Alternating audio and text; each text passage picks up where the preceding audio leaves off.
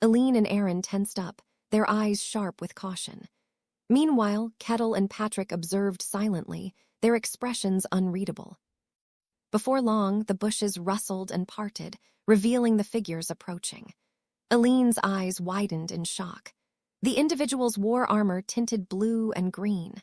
Their coordinated outfits made it immediately apparent they were knights belonging to an organized order. The knight at the front looked at Aline and said, "So, here you are. We've been looking for you, my lady." "Lucento," Aline muttered. The knight, addressed as Lucento, gave a respectful bow. "The commander of the Blue-Green Order, Lucento Edenhamer, greets Aline Mavrock Lutain, first princess of the Lutain Kingdom and heir to its great royal lineage." Lutain Kingdom? The Tower Master quickly combed through his mental archives.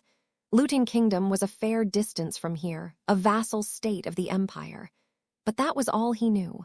So she's a princess. Is this some kind of romantic escape? And is her companion that old man? What peculiar taste she has. That was the extent of the Tower Master's interest. Affairs of royalty held no value or meaning to him. He saw no reason to concern himself with the petty intrigues of the human world. Lucento turned his gaze to Kettle. "Are you a mercenary?" "Yeah, she hired me to act as her escort," Kettle replied casually. "Do you realize the person you're escorting is the first princess of Lutain?" Lucento asked, his tone pointed. "I'm aware," Kettle said nonchalantly. "What?" Both Lucento and Aline exclaimed in unison, startled by his calm response. "You knew?" Aline asked, her voice laced with disbelief. "Aaron called you princess right in front of me," Kettle said with a shrug. "It doesn't change anything. I am still your escort." His relaxed demeanor seemed to catch Lucento off guard. After a brief pause, Lucento's expression hardened, and he spoke coldly. "In that case, there is no need for further explanation. The princess is part of our kingdom, and we are her knights. We will take over from here." Kettle tilted his head. "Why is the princess here in the first place?" "Because she ran away, taking Aaron with her," Lucento said with a small sigh, his sharp gaze shifting toward Aaron. "A retainer who not only failed to stop her but also took the lead in escorting her away. This will not go unpunished." Aaron flinched at the rebuke, and his silence confirmed the truth of Lucento's words. There was no doubt now. These knights were indeed from Aline's kingdom. "You've come a long way. That must have been difficult," Kettle remarked, his tone light. "This is no concern of yours," Lucento snapped sharply. "Mercenary, you've done well to protect her, and for that, we are grateful. However, from here on, this is our responsibility." Kettle stroked his chin thoughtfully before turning to the Tower Master. "Patrick, what do you think?" Patrick's tone was calm as he replied, "I'm not sure about the details, but if the story is true, there is no reason to refuse. Escorts are required to be informed of anything that could interfere with their journey. If not, the lack of disclosure is a valid reason for contract termination." "Is that so?" Kettle said, nodding. Aline's expression wavered. She wanted to say something but couldn't find the words. Patrick's statement was irrefutable. She had genuinely believed there were no pursuers. Even if there were, she was confident they would have lost them long ago. That was why she had waited for days in the Barcan estate to hire a mercenary. However, Lucento had found them regardless. It was clear now that she had been wrong, and in essence, she had deceived Kettle. Bowing her head in shame, Aline felt the weight of her actions. Seeing Kettle's look of understanding, Lucento stepped forward. Instinctively, Aline retreated 2 steps. "Come, my lady, follow me. His Majesty is worried about you," Lucento said, extending his hand. "No," Aline refused, backing away further. Her face betrayed a mix of primal fear and disgust. Lucento smiled as he closed the distance, but Kettle raised his hand, blocking his path. Lucento's expression twisted with irritation. "What are you doing?" he demanded. "Before that, I have questions for her," Kettle said firmly. "She trusted me enough to agree to tell me the truth. That trust is a sign of sincerity.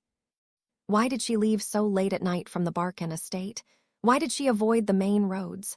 Why did she go to such lengths to avoid being seen? Why did she leave her kingdom? Kettle thought. These questions remained unanswered. He turned his gaze to Aline. You had something to tell me, didn't you, Aline? He asked. Huh, Aline looked up startled. You're not leaving me. I already know everything. There is no reason for me to leave you, and since we have an audience, why not share your story openly? Kettle suggested, his tone calm. Aline's eyes clouded. Her thoughts, suppressed for so long, began to overflow.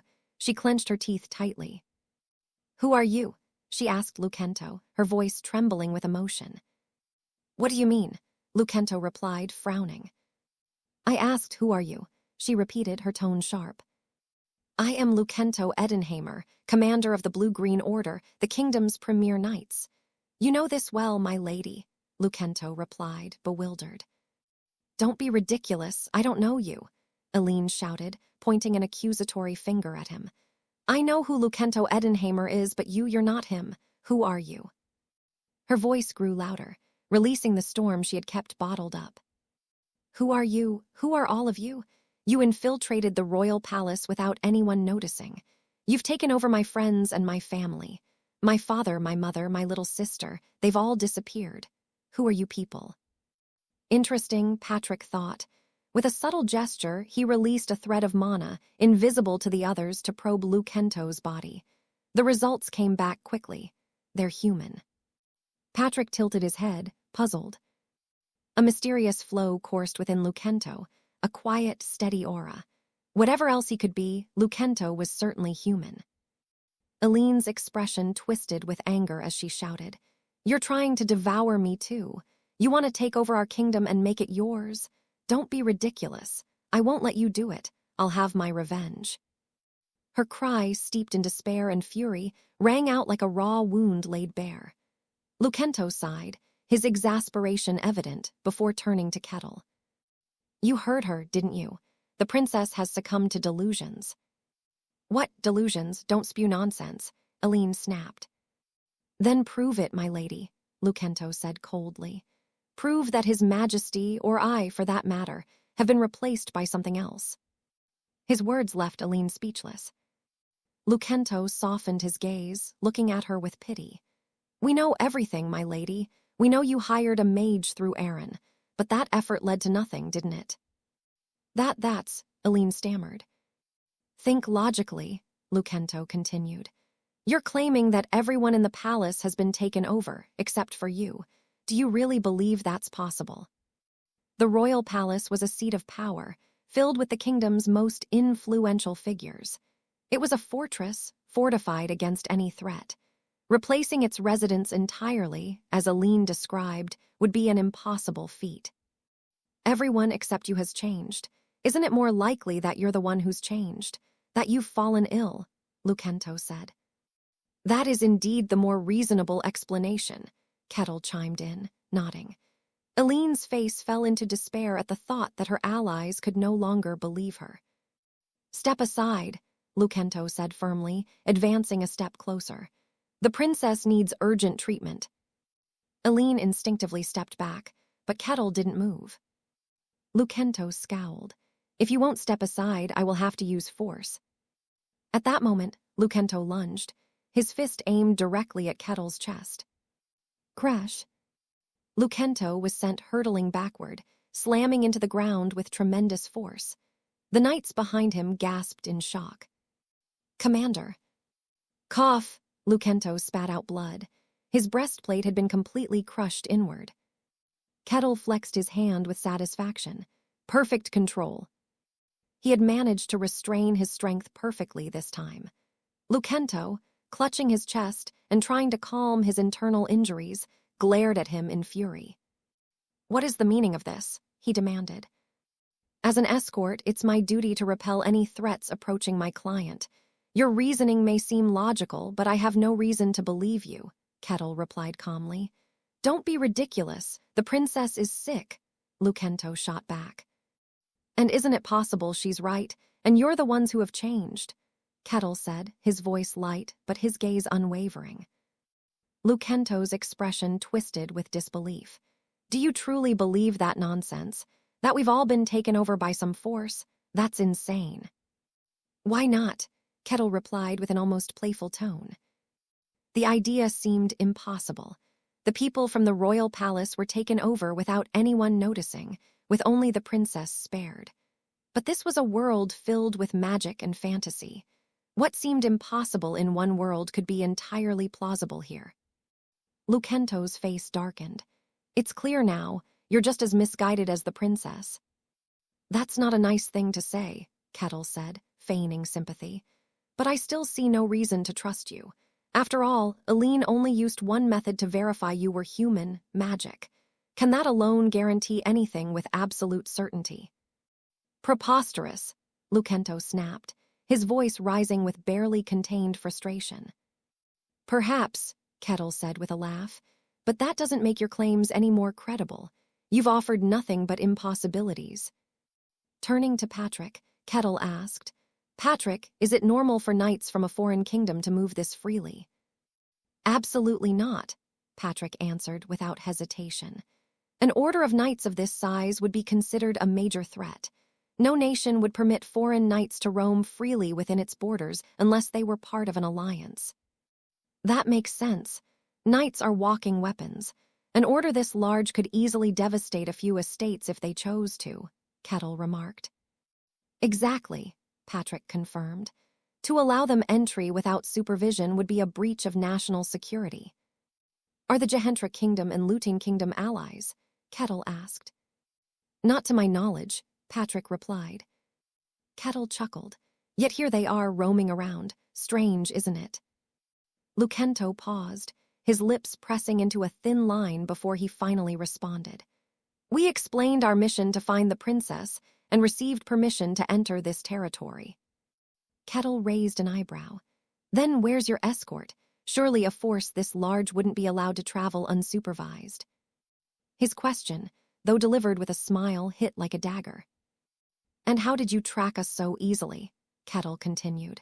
I've been careful, meticulous, even. There's no way you found us through ordinary means. Lucento said nothing, his silence betraying him. He glanced at Patrick. We had a person inside feeding us information. It surely wasn't me, Patrick replied immediately, shaking his head. Kettle grinned. Lucento, your lies couldn't be more obvious. If Patrick were your collaborator, you'd have caught us back in the Barkan estate. You wouldn't have needed to come this far. Kettle dismantled Lucento's arguments piece by piece with logic. Lucento, who had confidently dismissed Aline's claims earlier, now found himself unable to respond. Turning back to Aline, Kettle said, You believed that there was no one following us here, right? Yes, but they found us, Aline replied, her voice tinged with confusion. No, you were right. There was no pursuit, Kettle said firmly. What? Aline asked, startled. Her wide-eyed expression silently questioned how the blue-green order could possibly be here if no one had been tracking them. It's simple, Kettle said, his grin widening. They didn't track us, they appeared out of nowhere. His tone was light, but his words carried weight. His smile never faded, and his expression radiated excitement, as if he was thoroughly enjoying the situation. Truly out of nowhere, Kettle added, his grin deepening as though he relished unraveling the mystery. Kettle's extraordinary sensory awareness allowed him to detect any movement within his range, as perfectly as though he could see it with his eyes closed. Yet Lucento and his knights had appeared in his detection range without warning, as though they had been conjured into existence. How did you get here? Kettle asked, his smile growing sharper. There was nothing but silence, as no response came back from Lucento. After a moment, he broke the silence with a frustrated sigh. Is that important? Lucento's face reflected annoyance. We came all this way for the princess, and yet you keep nitpicking. But that princess is rejecting your offer, Kettle shrugged. So, you have no intention of explaining. That only gives me more reason not to trust you. Kettle had wondered whether the knights had used teleportation, which could explain why Kettle could detect them, but it seemed that wasn't the case. Even if Lucento managed to convince him, his attitude wouldn't change since he had already accepted the escort request. Lucento scowled. You believe that delusion, as expected of a barbarian. If a mercenary doesn't believe their clients, who would? Kettle asked. Are you willing to turn us into your enemies over some trivial contract? If I wasn't prepared for that, I wouldn't have taken the job in the first place. The princess has deceived you. Even so, I took the job. A request was both a contract and a promise. Kettle's task was to escort Aline and Aaron to the Denayan kingdom, no matter what obstacles arose along the way. If I were to abandon my contract and run away just because the opponent is stronger or more numerous, how would I be any different from a common pickpocket skulking through alleyways? Kettle said quietly. I promised to protect her and escort her to the Denayan kingdom. A man's word had to always be kept. I won't turn from what I've said, Kettle announced. With those words, Kettle stepped in front of Aline and Aaron. Aline muttered in shock. Until now, no one had ever believed her.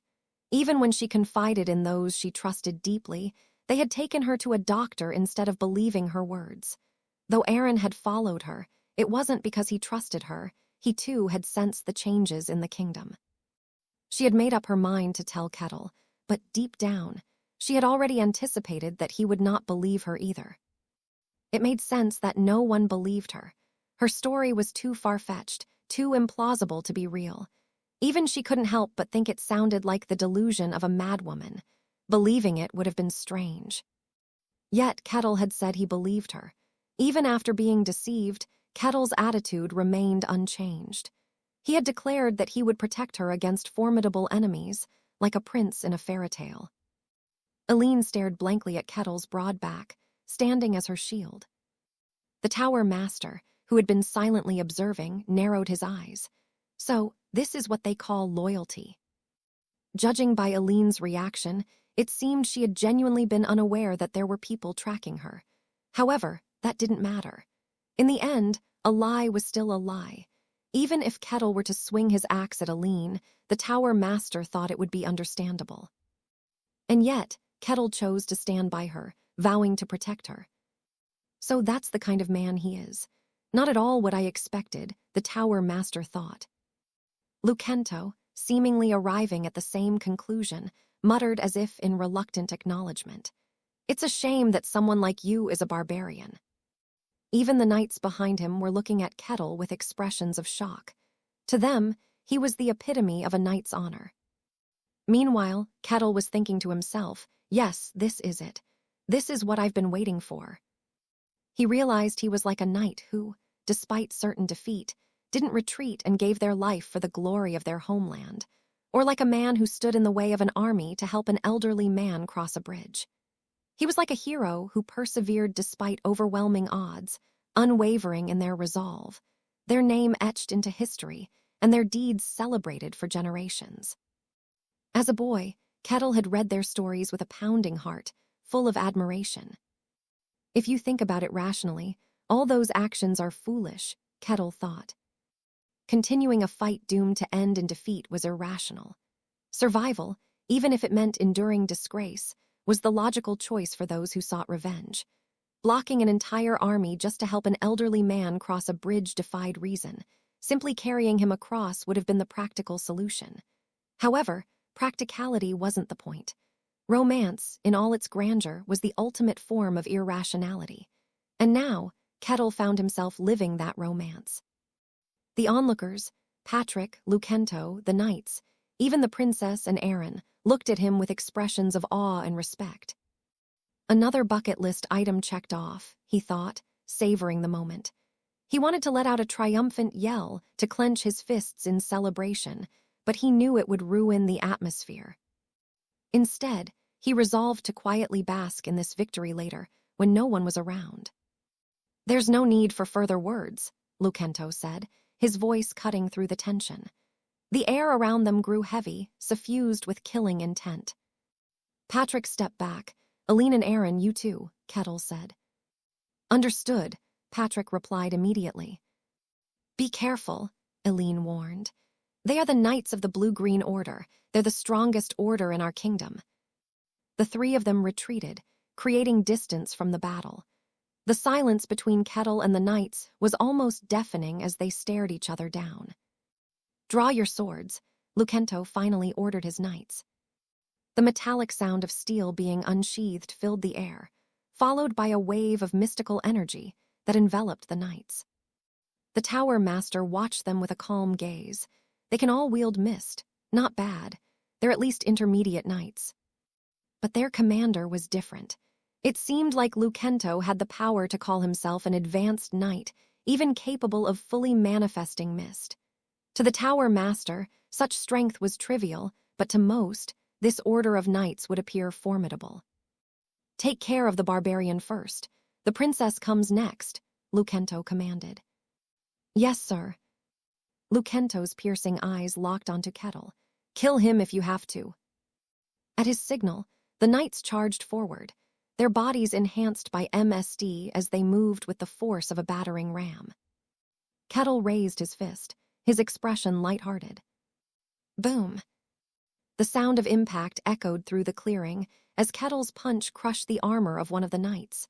The man was sent flying, blood spraying from his lips.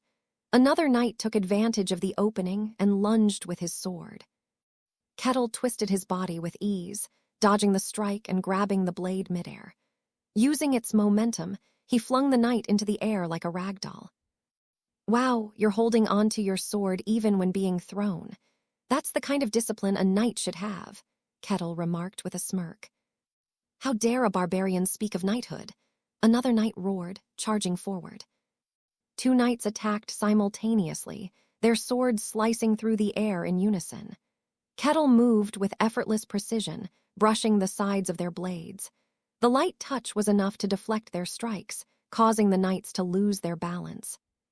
Crunch. Their armor buckled as they hit the ground hard, groaning in pain. He's strong, one of the knights thought. The remaining knights hesitated, their confidence wavering. 5 of their comrades had already been taken down in mere moments.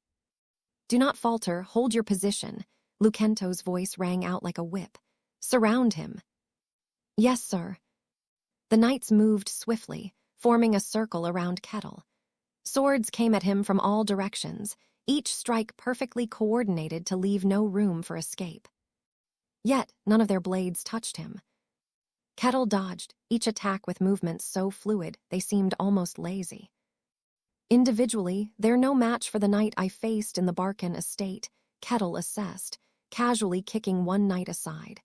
The man crashed into the formation, leaving a gap that another quickly filled. But their coordination is remarkable, Kettle thought. 50 knights moved as one, their synergy seamless. It was the kind of teamwork Kettle had only dreamed of. Remarkable. Kettle was genuinely impressed. He had once considered the concept of coordination himself. In the white snowfield, his tri had encountered monsters so powerful that even they had struggled to handle them. While it was possible to defeat stronger foes through collective effort, his tribe had ultimately abandoned the idea. Those damned barbarians simply refused to rely on one another. Kettle had even tried forcing them to cooperate through sheer strength, but it had only been temporary. After seeing them bury their axes into each other's backs one too many times, Kettle had given up. To him, the sight of this perfectly coordinated group was astonishing. He had never seen such a well-disciplined collective before. They were individuals, yet they functioned as one. So this is the power of an order of knights, Kettle thought.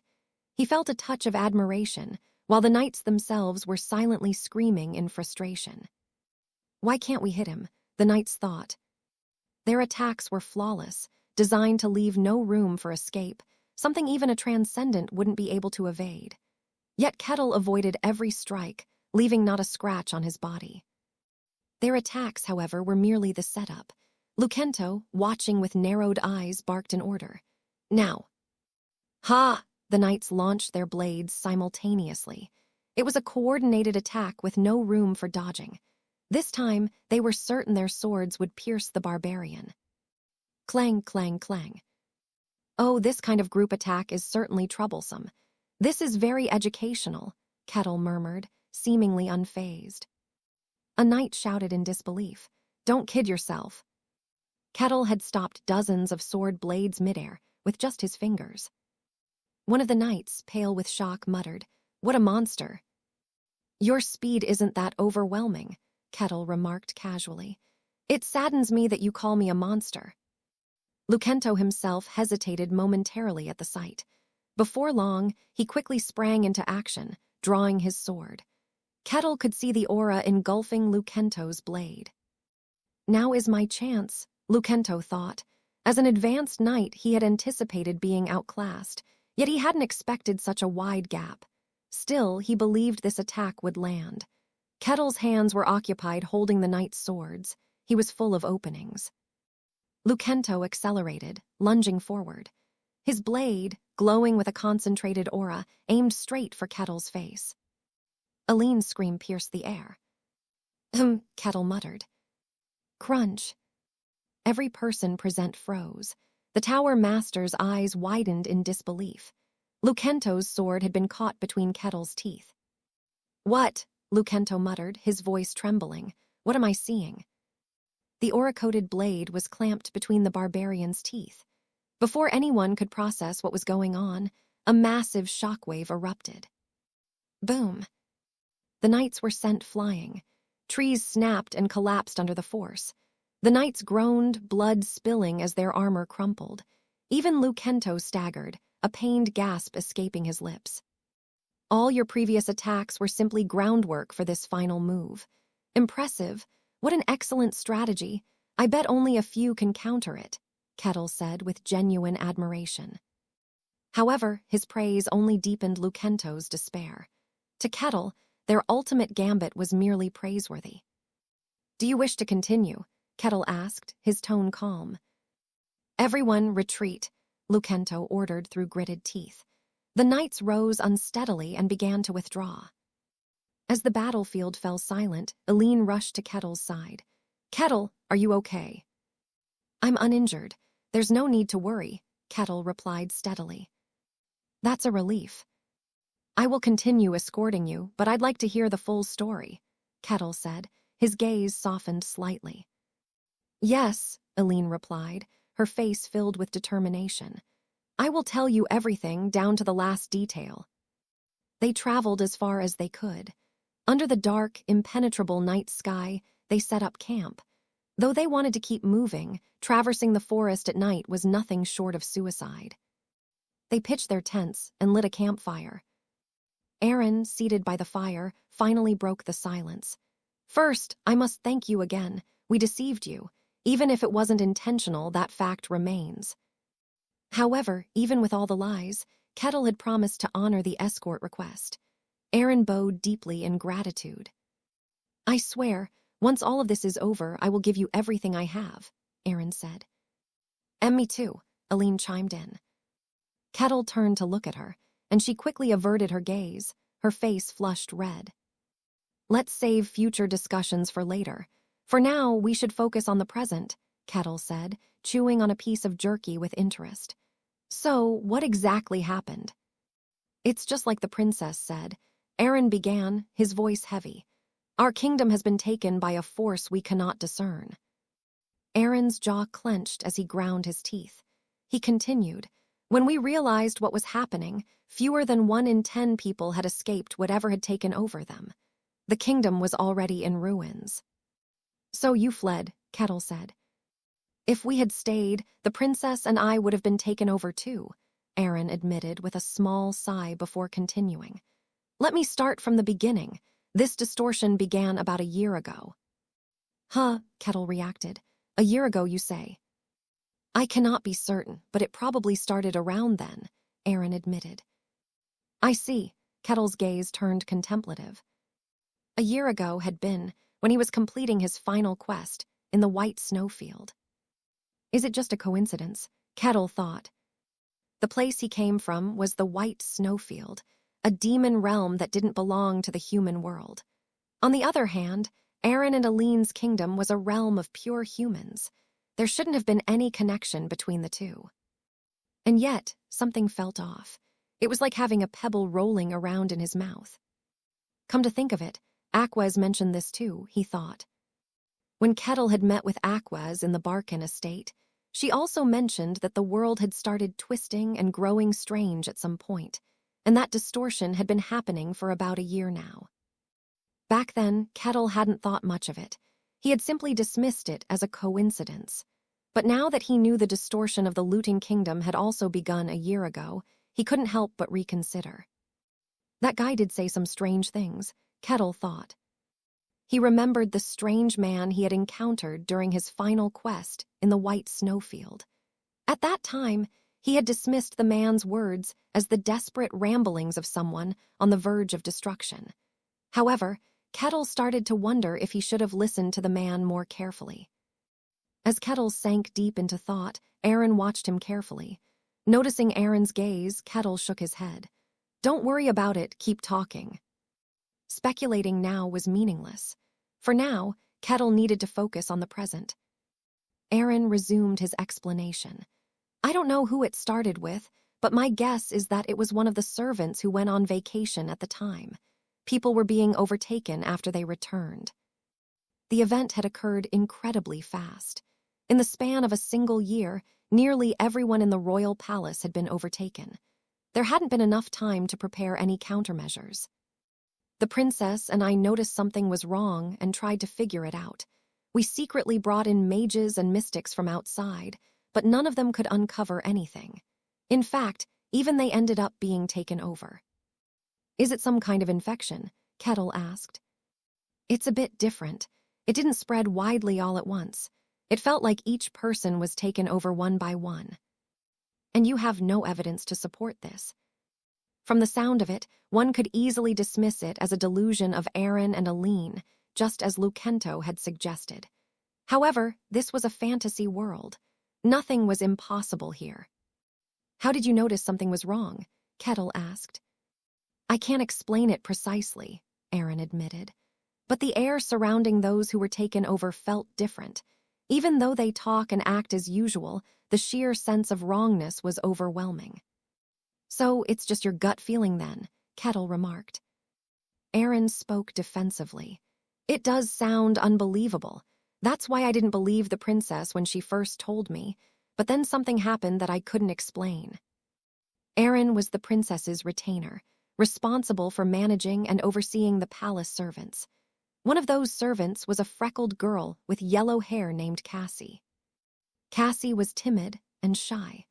She was the kind of person who would stay up all night trembling after hearing ghost stories told by the other servants, only to yawn her way through work the next day. Teasing her with ghost stories used to be one of my favorite pastimes, but at some point she stopped reacting to my stories, Aaron continued. Cassie, who used to get fascinated and frightened by Aaron's ghost stories, no longer seemed scared. I didn't think much of it at first. I figured she had grown out of it, gotten older maybe, but then something else happened. Aaron's expression wavered as he recounted the event. Cassie's job was to maintain the palace's statues, which were massive and heavy, far beyond the strength of an ordinary human to move. She often worried about being crushed by them if something went wrong. And then, one day, a statue lost its balance and toppled onto her as she was cleaning it. When Aaron heard the crash, he rushed to the scene.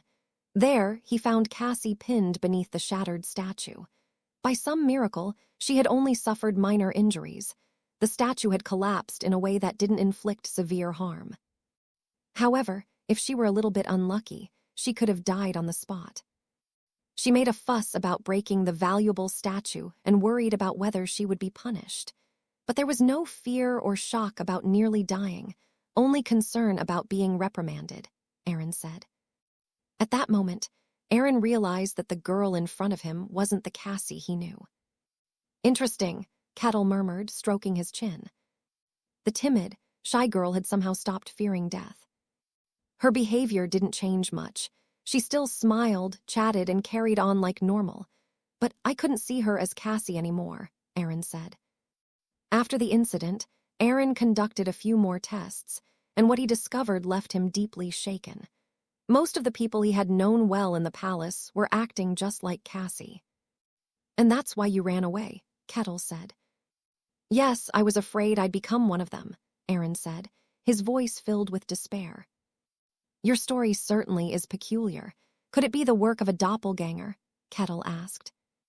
No, doppelgangers act alone, not in groups. They don't replace entire communities like this. No known monster or race has shown such behavior, Aaron replied. Okay, but there's something I want to ask. Why are you heading to the Denayan Kingdom, of all places? If you needed protection, there are other kingdoms closer to yours, Kettle said. The king of the Denayan Kingdom has the power to make the Declaration of Humanity, Aline interjected. The Declaration of Humanity? Kettle's interest was piqued. What's that? A long time ago, humans lived alongside other races. But there was one man who hated this. He wanted a kingdom of humans alone, Aline explained.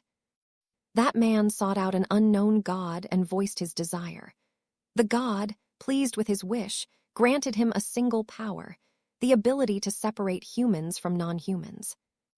Gathering other humans who had the same philosophy as him, the man founded a kingdom, and that kingdom became the Denayan Kingdom.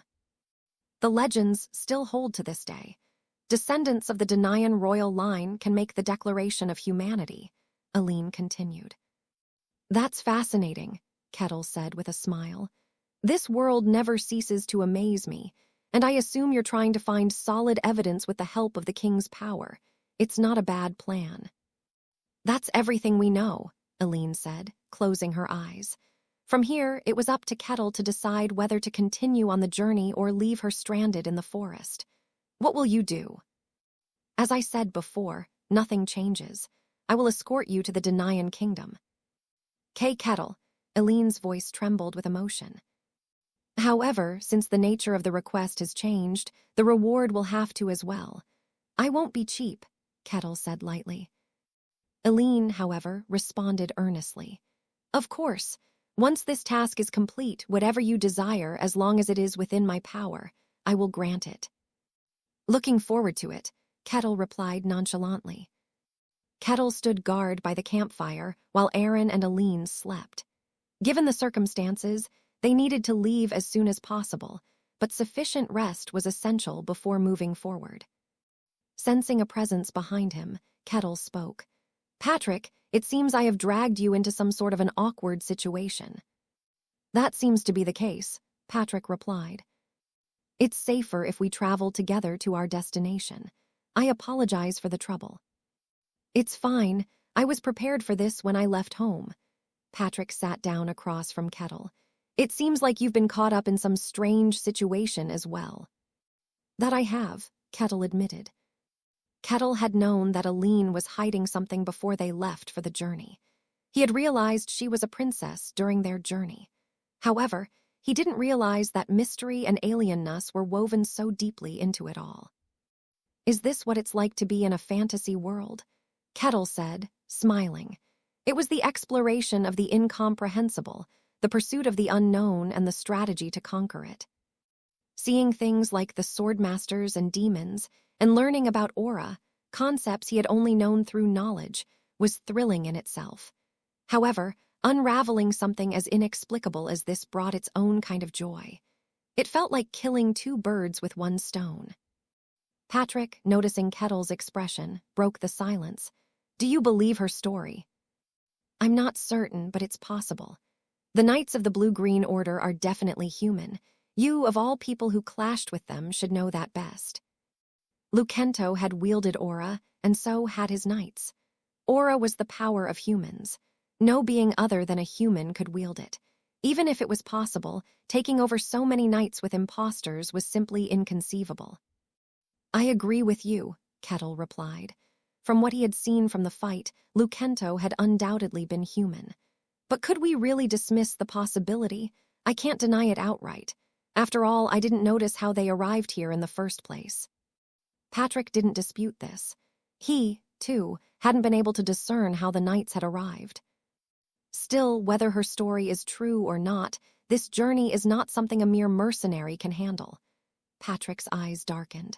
Mr. Kettle, you've made an enemy of a kingdom. The princess had fled the kingdom, and the knights had come to take her back, only to be driven away by the mercenary guarding her. Now, Kettle stood as an enemy of the looting kingdom. Even if her story is true, that's another problem. They will kill you just for knowing such a secret, Patrick continued. Is that so? Kettle asked calmly. Are you really continuing the journey to fulfill the contract? Patrick pressed. That's part of it. Kettle wasn't lying, but he wasn't telling the entire truth either. He continued as he smiled. It's just such a fascinating story. Wouldn't it be a waste to miss out on it? Fascination, you say, Patrick muttered. What more could I need? Patrick, the tower master, realized something about Kettle. Wealth, power, beautiful women, or any material possessions meant nothing to the barbarian in front of him. The only thing that held any significance to Kettle was his own curiosity. As long as that curiosity could be satisfied, he would undertake any task, no matter how disadvantageous, with a smile. But if it didn't pique his interest, he would reject it outright, no matter how profitable. This man, the tower master, wondered. There was no doubt in his mind that Kettle was human. However, his way of thinking was far from ordinary. It had to be a value system born from the white snowfield. Kettle's voice brimmed with excitement. It's intriguing that there is a being that can replace people without anyone noticing. Utterly unique. It's going to be a fun journey. Patrick found himself chuckling despite himself. I think a barbarian who catches a sword infused with aura with his teeth is more interesting. Aura was the crystallization of mist. It could tear through steel effortlessly, cutting even magic itself. No material of this world could withstand it, except for substances imbued with mist, like mithril or adamantium. And yet, Kettle had caught aura with his teeth. Not only that, but his teeth hadn't even been scratched. Patrick knew that Kettle had faced off against Kine's materialized aura with his bare body, and emerged unscathed, but he didn't know that Kettle couldn't wield aura. It was inconceivable for someone powerful enough to subdue a swordmaster to lack the ability to wield mist. Patrick had assumed that Kettle used mist in some other, unseen way. However, he realized that wasn't the case. Kettle didn't use mist. He had endured materialized aura with nothing but his physical body. Kine hadn't given it much thought, being a swordsman who utilized mist without delving deeply into their workings. But Patrick, as a mage, was different. A proper mage always sought to uncover the mysteries of the world, to understand and contemplate them. And so, he couldn't help but marvel at the barbarian. A body capable of withstanding mist. Maybe that body itself is a mist, Patrick thought. Is this a characteristic of the barbarian from the white snowfield? Or is it unique to Kettle himself? The tower master thought. He wanted to study Kettle, and he wanted to dissect that body piece by piece and uncover the principles within. However, he knew he couldn't. He had to hold back on his urges. Suppressing his desires, the tower master began to speak. You're truly wonderful. I didn't think you could defeat the knights so easily. Is that so? Kettle showed little reaction to the tower master's compliments. I've heard such remarks often, but I don't find them particularly meaningful. I merely did what I needed to survive. To survive, the tower master muttered. He could not comprehend that such immense strength existed solely for survival. The white snowfield had to have been an extremely dangerous place. It was known as the largest and most formidable of the demon realms, but if even someone as powerful as Kettle required such strength to survive, the horrors that resided there were beyond imagination. The tower master wished to ask about the dangers of the white snowfield and analyze every detail. However, he held himself back, knowing that he was currently nothing more than an ordinary admirer of Kettle. Suppressing his curiosity, he restrained himself. The next day, the group resumed their journey toward the Denayan kingdom. Having already been discovered, they no longer avoided the gazes of others and moved confidently along the main roads. Their boldness attracted the attention of the knights, who appeared to block their path. Kettle could hear the air whistle as the knights shot out arrows. He extended his hand and caught an arrow mid-flight. This time, they are employing guerrilla tactics. It seems they have judged that direct confrontation is futile. I think it's not a bad decision, Kettle remarked. Dozens of arrows followed in rapid succession. Kettle waved his hand lightly, as though swatting away flies, and the arrows fell to the ground without causing harm. A loud crash echoed as 3 knights emerged from the bushes, rushing toward Kettle with swords drawn. Kettle raised his fist calmly in response. However, I never said it was a right decision either. With a resounding crunch, the knights' swords shattered, and their armor crumpled under the force of Kettle's attack. The knights were sent flying, coughing up blood. "You monster!" The knights gritted their teeth and retreated. Aline, watching the scene, could not suppress her amazement. "You're extraordinary. Those knights are not weak by any means, yet you handle them as if they were children." During the previous battle, Aline had been too overwhelmed to fully comprehend Kettle's strength. Now, with time to observe, she could understand his overwhelming power. Aline understood why the knights called Kettle a monster. Kettle had displayed his strength by defeating the blue-green knights barehanded and even catching an Orin-fused sword with his teeth. Even Aline, who lacked knowledge of mist, could grasp the magnitude of his feats. Kettle's strength surpassed the level of an ordinary human and reached that of a transcendent. His decision to work as a mercenary was baffling given his extraordinary abilities. This thought compelled Aline to ask the question weighing on her mind. Why do you let them live? The knights continued to attack in turns, and Kettle defeated them each time.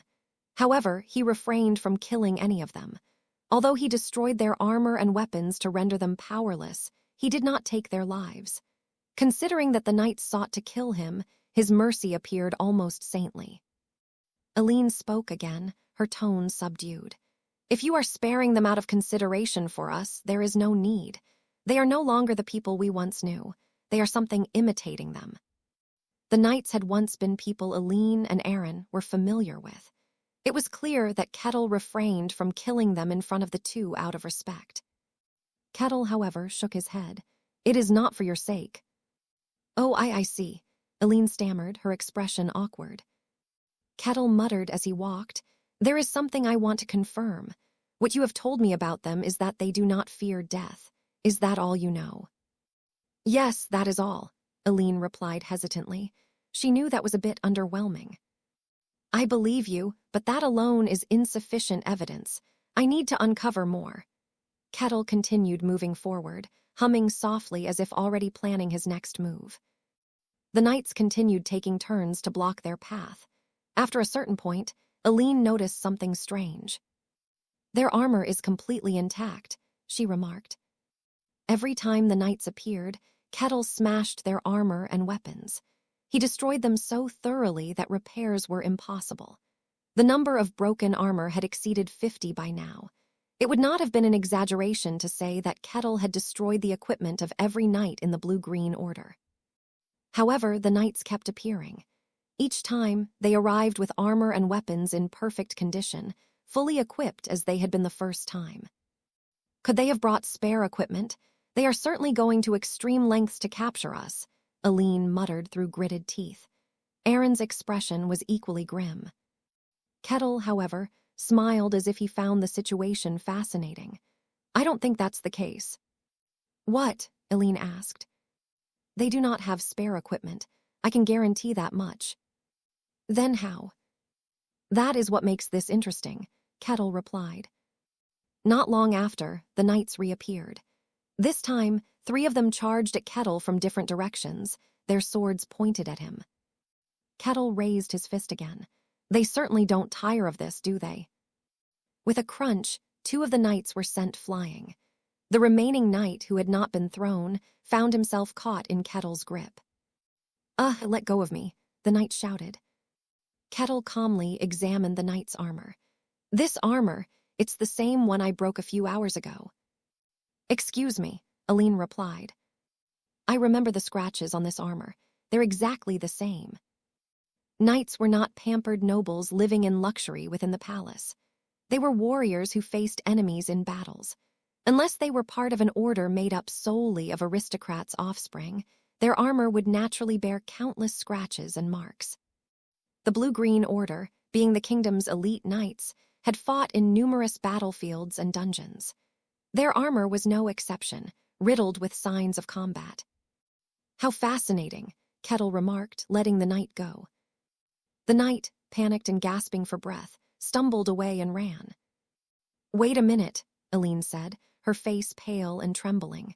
"If those weapons are not resupplied, then—" "It means their broken armor and weapons are being restored," Kettle finished.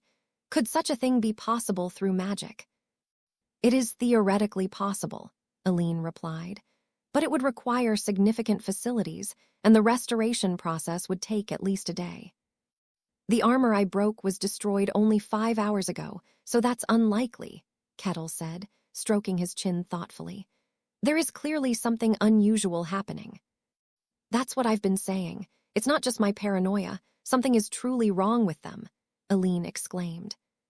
The knights continued appearing. Each time, Kettle repelled them, capturing one of them for questioning. "These knights wield aura, correct? Would they be able to survive a fall from a significant height?" Kettle asked. "It depends on the height, but they could endure most falls," Aline answered. "I see," Kettle said with a smile as he grabbed one of the knights. The knight's face turned pale. "Wait," he shouted. "Let's see if you can come back," Kettle said before hurling the knight far into the distance, well beyond the forest's edge. Even running at full speed, it would take at least a day to return. 2 hours later, however, the knight reappeared, fully armored and unharmed. "You bastard! How dare you throw me, prepare to die!" the knight shouted, his sword drawn. Aline and Aaron's faces stiffened. Something was undeniably wrong. Kettle turned to them. "Is this something you were unaware of as well?" "Yes," Aline admitted. "All we knew was that the air around them felt different and that they had changed somehow. We didn't know anything more specific." "Then this must be new information for you as well," Kettle said. "Did you spare them just to confirm this?" Aline asked. "I knew something was off, so I decided to observe and verify it gradually," Kettle explained. "That is impressive," Aline said, her voice tinged with awe. What Kettle had discerned in a single day had eluded them despite spending a year with these knights. Patrick, who had been silently watching, couldn't help but admire Kettle. His ability to identify anomalies is remarkable. This level of insight was not something one could expect from arrogant fools who fancied themselves intelligent. Of course, Kettle's deductions were not baseless. The knights he repelled always retreated a certain distance. Then, once they had moved far enough, they would vanish entirely, only to reappear later. The process was so swift that it seemed to happen in an instant, but Kettle had been able to detect it clearly. The knights disappeared and then reappeared, as if being refreshed. No matter how many times Kettle broke their armor, shattered their weapons, or hurled them far away, they always returned, perfectly restored. There was only one final test left. As the knights once again blocked their path, Kettle did not raise his fist this time. Instead, he wielded the axe. "Aline," Kettle said. "It's okay," Aline replied calmly, realizing what he was about to do. "You bastard," one of the knights shouted. "Release the prin." Crunch. The axe crushed their armor. The knights collapsed to the ground, the axe buried deep in their chests. They were killed instantly. The group moved forward without hesitation. Exactly 5 hours later, the knights reappeared in front of them once again. "Release the princess. Damn barbarian." That night, with the sun set and no moon to illuminate the sky, the world was engulfed in darkness so thick that not even an inch ahead could be seen. Aline and Aaron sat with pale faces, their expressions filled with dread. "They were definitely dead," Aline muttered. Their chests had been split open, and their pupils had gone lifeless. There had been no need for a physician to confirm. Their deaths were indisputable. Yet they had returned. They reappeared with unblemished faces, shouting demands to release the princess. It was as if they had never died at all. Stirring the contents of the pot, Kettle spoke calmly. "Aaron mentioned it before. That girl, Cassie, didn't feel fear when a statue almost crushed her." This explained that death meant nothing to them. Kettle stroked his chin thoughtfully, finding the situation fascinating. "Is this possible in this world? Is it possible to resurrect the dead with magic or alchemy?" It's not entirely impossible, but Eileen hesitated. So it's possible, Kettle remarked with a grin. To him, it was only natural that in a world of fantasy, even death could be overcome. However, the conditions for resurrection are strict, and the limitations are significant. Returning in perfect condition so quickly is not feasible, Aaron explained. So what exactly have we been living with? Eileen said, biting her lip. For an entire year, they had laughed, talked, and spent time in the royal palace with beings like those knights. The thought sent shivers down their spine. If what you've said is true, they are certainly not human, Kettle said. The aroma of food filled the air as Kettle served the meal into bowls. Eileen stared blankly at the dish, poking it with her spoon. Even though it was a dish she had loved before, it tasted like nothing to her now. Then what exactly are they? Kettle asked. I have no idea, Eileen replied, shaking her head. At least to my knowledge, no such beings exist. To return from death, such beings are not human. Hearing this, even the Tower Master's perspective began to shift. The princess was telling the truth. The Tower Master smirked to himself. He had come to observe the barbarian of the white snowfield, but he had unexpectedly stumbled upon an even greater discovery. These beings regenerated their inanimate equipment. They also regenerated their own lives. At the same time, they imitated humans, wielding aura and displaying human emotions. As far as the Tower Master knew, no race or monster like that existed. These creatures were something entirely unfamiliar to him. After a moment of hesitation, Eileen spoke cautiously. I suspect that they may be connected to the demon realms.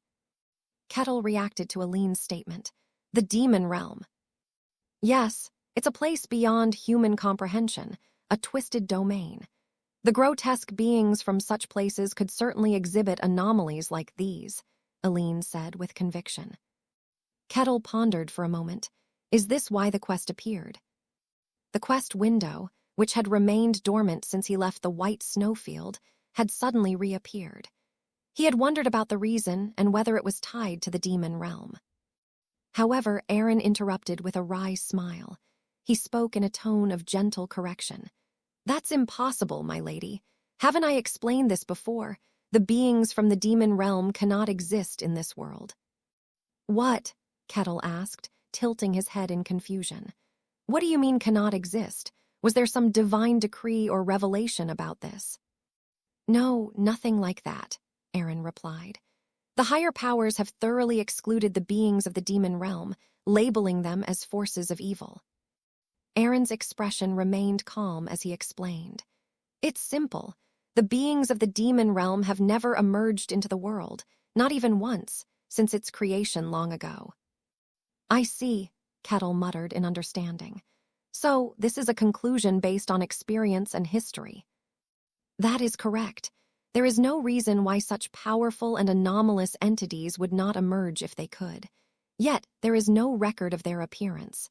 It's a logical conclusion. Moreover, there is one piece of evidence that supports this reasoning. Evidence? Kettle asked.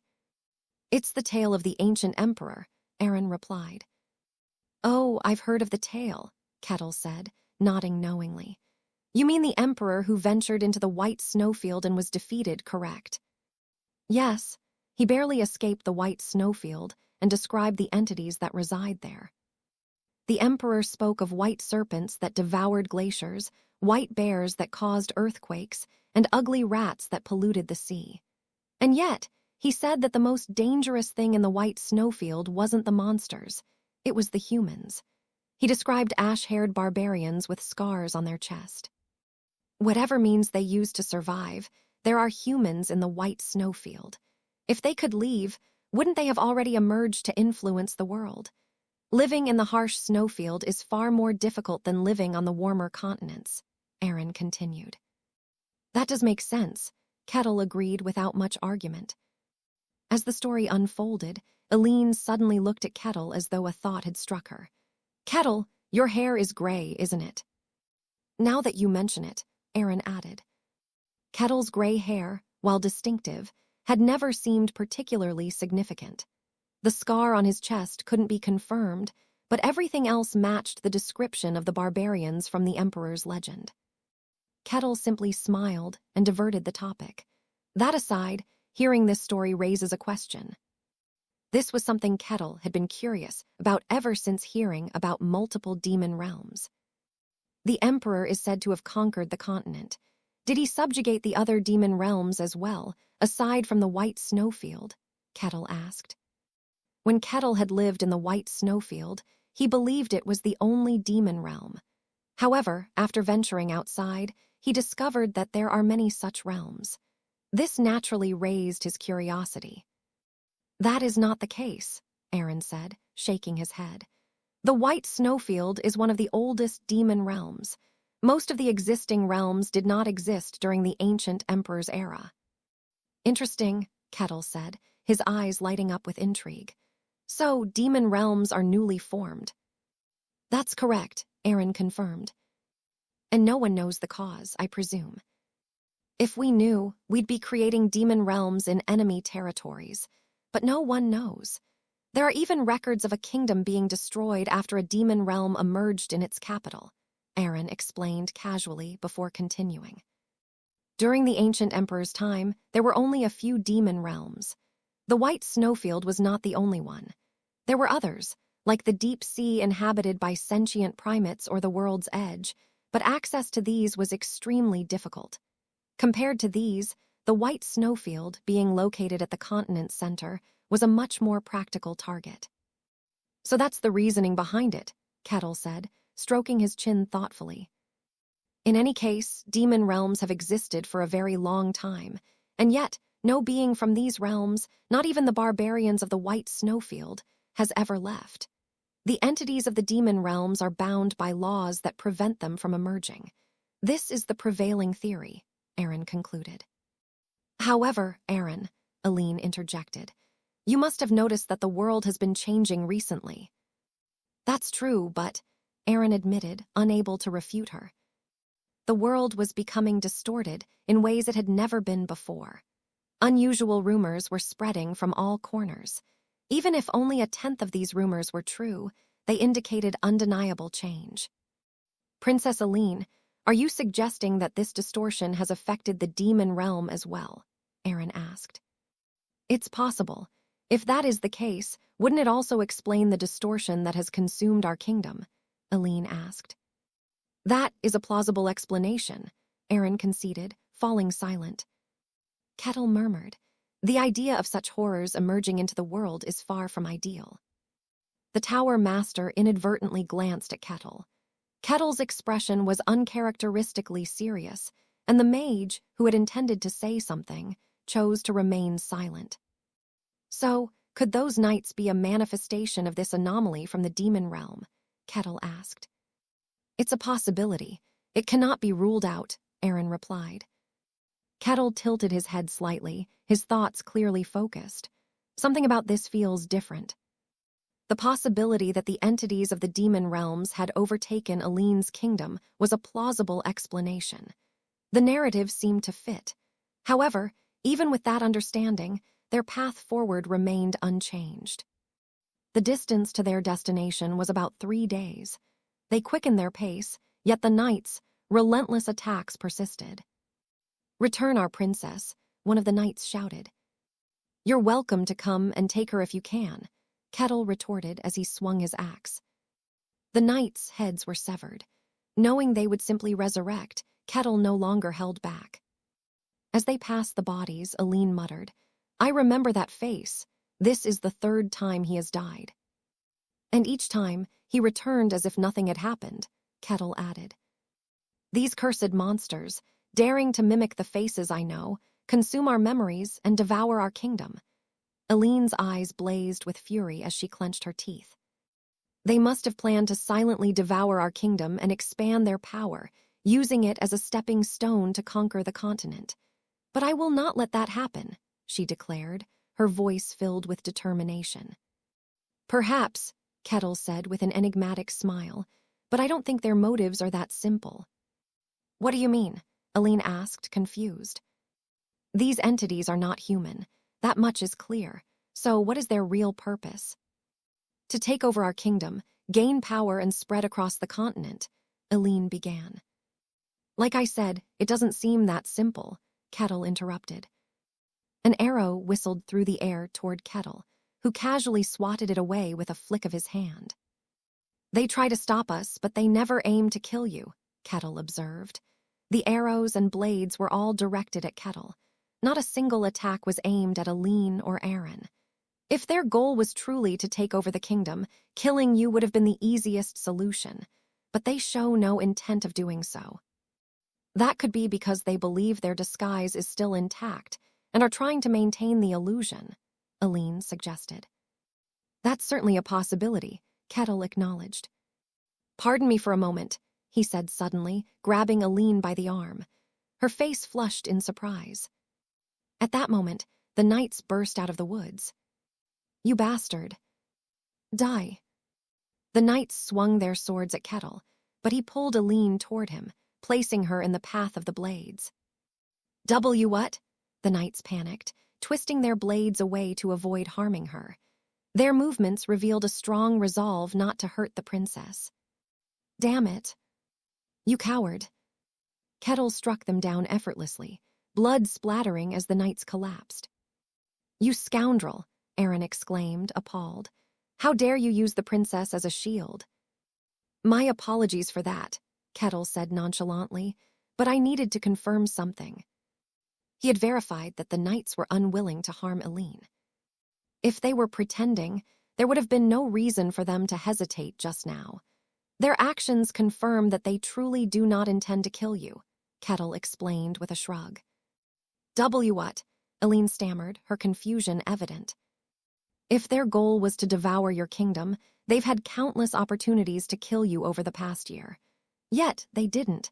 In fact, their surveillance was so lax that it allowed you to escape, Kettle continued. Eileen's face was filled with uncertainty. Then, why? That's not the only strange thing, Kettle added. They're attacking us with guerrilla tactics. Logically speaking, even if all the knights attacked at once, they wouldn't stand a chance against Kettle. However, using guerrilla tactics to wear down their stamina and look for an opening was a reasonable strategy, if they were human. But that's human reasoning. For creatures that don't die, there is no reason to split their forces. They could block the road by attacking all at once, resurrect, and repeat the process, Kettle noted. Night fell and the group settled down to rest. While preparing a meal, Kettle made another observation. These knights do not attack at night. Perhaps they need to rest, Eileen suggested. Rest for monsters? Kettle questioned skeptically. If they were human, this would make sense. The group had been traveling at a rapid pace, and the knights, burdened by the heavy equipment, would struggle to keep up. Naturally, they would need to rest at night. However, these entities were monsters, something that imitated humans and resurrected after death. There was no reason for them to adhere to human logic or customs. These creatures do not behave like monsters. They act as if they are bound by human conventions, Kettle concluded. Eileen and Aaron fell silent, unable to refute his claim. Indeed, the behavior of the knights was peculiar. Upon reflection, they realized the knights could have captured Eileen and Aaron at any time. Even the king, having been turned into one of them, would not have hesitated to allow it. Yet the knights had done nothing. Even when Eileen and Aaron had summoned mages to uncover their identities, the knights allowed them to proceed. As I said, they do not appear to operate with simple intentions, Kettle remarked, turning to Eileen. Do you have any idea what they truly want? No, Eileen admitted. She had never attempted to converse with them, knowing they were no longer human. It would have been foolish to demand that they reveal their true nature. In that case, my task is simple. Wait here for a moment, Kettle said. Before they could respond, he vanished. What? Aaron stammered, his face pale. A possibility crossed his mind, one that he fervently hoped was not true. Ah, barbarian, what are you doing? A voice rang out from the woods. Kettle returned shortly after, but he was not alone. In his grip was a captured knight. Kettle, Eileen exclaimed in shock. Princess, the knight gasped, looking at Eileen in surprise. She recoiled in fear. You've spent a year in the same kingdom, yet you never exchanged a word with them. Neither side understands what the other truly wants. Isn't that a shame? Kettle said with a laugh. You bastard, what are you doing?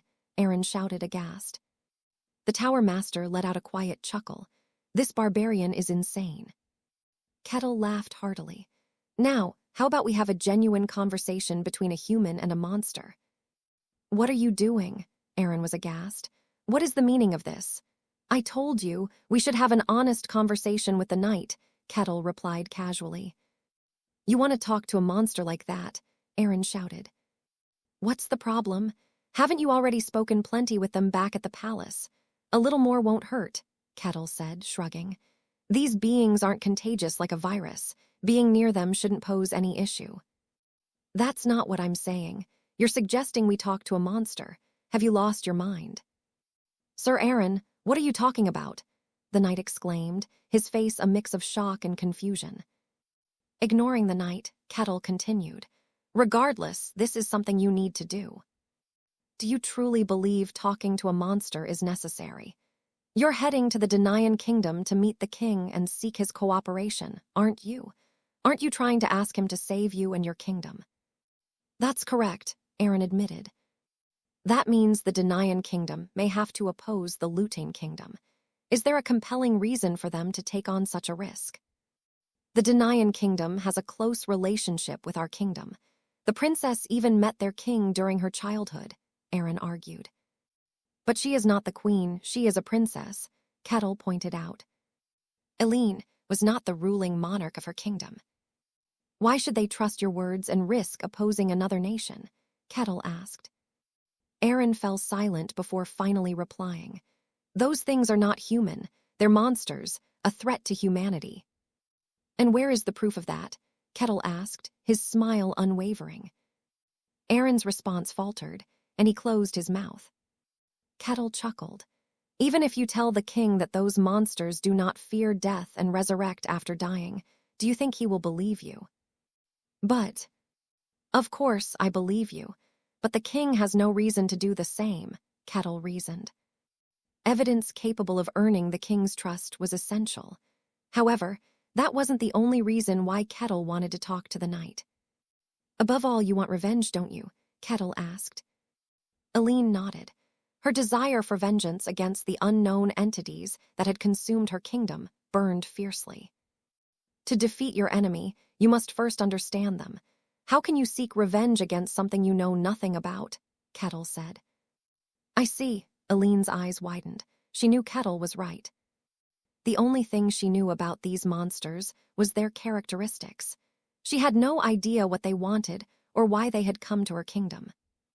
The tower master smiled softly. Did he plan all of this when he brought that knight here? Did he gain that kind of knowledge when he was in the white snowfield? This wasn't just intelligence. It was an instinctive understanding of trade and value. Kettle grasped the concept of exchange not only for material goods, but for information and knowledge as well. This wasn't something he could have learned in the short time since leaving the white snowfield. His actions were natural, as though he had practiced them countless times before. The tower master's curiosity swelled, nearly impossible to suppress. Meanwhile, Kettle's thoughts were far simpler. They actually agreed to this. He had spoken on a whim, mostly to satisfy his own curiosity. He simply wanted to observe the knight, something that mimicked humanity yet existed beyond his knowledge. The rationale he provided to Aaron and Eileen was something he came up with afterward. Still, it seemed to have convinced them. Maybe my luck improved after leaving the white snowfield, Kettle thought. Feeling unexpectedly pleased, he turned to the knight and asked Eileen, "Do you know him?" "Yes," Eileen replied. The knight was the youngest member of the Blue-Green Order. His name was Parman. Eileen recalled occasionally watching him train. When their eyes met, he would blush and quickly look away, a behavior she had found endearing. However, even he had been consumed by the monsters. "It's heartbreaking to think everyone I knew is gone," Eileen murmured. "I'm here, my lady. What do you mean by gone?" Parman exclaimed, visibly distraught. "Be quiet," Aline snapped, her voice sharp and cold. Her gaze toward the knight was filled with hostility. "Do not mimic him, monster. You make me want to kill you. Oh, but I suppose you can't die, can you? Empty threats won't work on you." "I am not a monster," Parman shouted. "I remember everything, my lady. The hot summer day when you watched us train under the shade of a tree. You asked the commander if you could try wielding a sword, and when he said it was dangerous, you cried and begged him to let you. Not to mention the time you snuck into the kitchen late at night to eat an entire ham by yourself." "Be quiet." Aline's face turned red as she clenched her teeth. "You're a monster that consumed him. You have no right to ruin my memories of him." "But I'm telling the truth," Parman protested, looking as though he were on the verge of tears. The tower master stroked his chin thoughtfully. He subtly released mana, letting it flow through the knight's body to determine if he truly was an anomaly. After the examination, the tower master confirmed once again that the knight was human. The flow of mist within his body, its pathways, vascular structure, and bone composition was unmistakably human. While bones and blood vessels could be imitated, the pathways of mist could not. No matter how closely examined, the knight was undeniably human. "What is this?" the tower master pondered. Aline murmured with a troubled expression. "Parman, do not worry. I will make sure your revenge is carried out." "No, I'm not a monster. I am perfectly fine," Parman protested, his face twisted in frustration. Aline glanced at him fiercely. "Then answer me this. How did you get here?" "I just came here," Parman stammered. "How? I don't understand what you're asking." Parman looked genuinely baffled, which only fueled Aline's growing anger. To her, the knight standing before her was the embodiment of the monsters that had devoured her kingdom. He was her enemy, and it took all her strength to contain her emotions. "How did the knights track me across such a vast distance? There were no signs of pursuit. That much has been confirmed," Aline said. "We are the Blue-Green Order, the knights of the royal family. It is our duty to know the princess's whereabouts." "Spare me your hollow words." Aline pulled out a dagger and pressed it to the knight's throat. "My lady," Parman stammered, visibly alarmed. However, there was no fear of death in his eyes. Aline curled her lips in disdain. "Even if I kill you here, you will just resurrect with the same body and the same clothes. Why can't you die?" "That's not the point, my lady. We are not monsters. We are humans. You are mistaken," Parman pleaded, repeating his claim like a broken record. "Humans," Aline spat the word with venom. "Do not look at me like I'm the crazy one. You're the ones who are insane, not me." Aline took a deep breath, trying to steady herself. "You think I don't understand your plan? You consumed my father, my mother, and now you intend to take over me. You will turn me into one of your deathless monstrosities. Well, think again. I will never let that happen." Her fury surged, and Parman recoiled, pale as a ghost. "No, that's not true. That won't happen." Aline hesitated, surprised by his response. Sensing an opening, Parman quickly continued. "You and Sir Aaron do not wish for that, so it won't happen. It's not possible. You don't have to worry about that." "What do you mean by that?" Aline asked, narrowing her eyes. "I mean it exactly like I said. So, even though your kind has consumed the entire kingdom, you're saying that Aaron and I won't be turned into monsters simply because we don't want it." "Well, I don't fully understand, but I think so," Parman replied hesitantly. "What nonsense is this?" Aline muttered, unable to grasp his words. However, Kettle and the tower master exchanged glances, their expressions subtly shifting. The conversation continued for some time, but no definite answers emerged. Parman steadfastly maintained that he was human. "It seems we're no closer to a conclusion," Aline sighed, her shoulders slumping in frustration. Kettle spoke lightly. "Don't worry too much. The knight himself is evidence. If we bring him to the Denayan kingdom, the king will know what to do." "Thank you so much, Kettle. We didn't think of this on our own," Aline said, looking at Kettle. He was truly an extraordinary person. He had willingly stood against both monsters and the kingdom for her sake. To her, he appeared like a hero. Her heart fluttered as she gazed at him. She couldn't fully understand the feeling, but it was something close to love. Embarrassed by her thoughts, she lowered her head, her face flushed. Meanwhile, Kettle was inspecting his axe. The weapon was immaculately clean, as if it had never been used in battle. Yet, Kettle vividly remembered how he had used it to cut down countless knights. He concluded that the blood that had stained the axe had vanished on its own. He furrowed his brows and spoke. "I have a question." "Yes," Eileen asked, lifting her head. "Do you consider yourself human?" "Of course I do. Why would you even ask that?" Eileen responded, her face puzzled. "If you're worried that I have turned into one of them, you can rest assured. My clothes do not regenerate like theirs, and it was incredibly difficult for me to make it this far." She shook her arm to emphasize her point. Her tattered clothing, which hadn't been properly cleaned, hung in shreds. "I am human. You don't have to worry about that," she declared firmly. "I see," Kettle murmured quietly, deep in thought. They continued their journey and eventually reached the edge of the forest. A path began to emerge before them. Eileen's eyes lit up with hope. Finally. In just a few hours, they would reach the border. The realization filled her shaky legs with renewed strength. "My lady," Parman, tied up and being dragged along by the group, called out pleadingly. "Are you truly planning to cross the border? You are the first princess of the Looting Kingdom. For someone of your stature to cross into a foreign land, this is. Eileen didn't respond. Her silence conveyed deliberate disregard, causing the knight to lower his head in dejection. The group pressed onward. At this point, they expected knights to appear and block their path. However, no one came. Eileen frowned, puzzled by the lack of resistance. "Have they given up?" "I don't think so," Kettle replied, suddenly halting. He stared straight ahead, his gaze fixed on seemingly empty air. He called out, "Why don't you come out?" There were no indications of invisibility magic, the tower master remarked, his tone contemplative. "Concealing oneself from sight is futile when nature reveals your presence," Kettle said. "Nature, you say?" A voice rang out from the emptiness, carrying a note of curiosity. "You are not just speaking about intuition, are you? It seems you figured it out by observing the flow of the wind." A faint crackling sound echoed. The illusion that had obscured the figure began to fade, revealing what lay hidden. "I heard complaints about a barbarian causing trouble, so I gave them a good smack. It seems the trouble is justified," the man said. "So that's invisibility magic," Kettle observed, his expression tinged with intrigue as he studied the scene before him. It wasn't a simple concealment of appearance.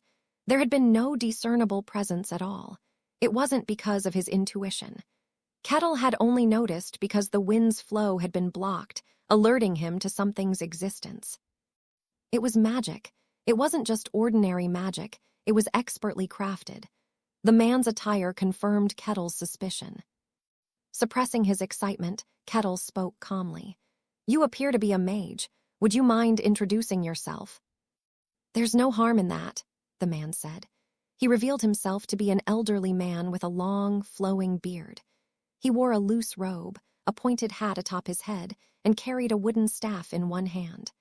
"I am Adamant Lagish, a member of the School of Polychromatic Orb and the chief mage of the Looting Kingdom.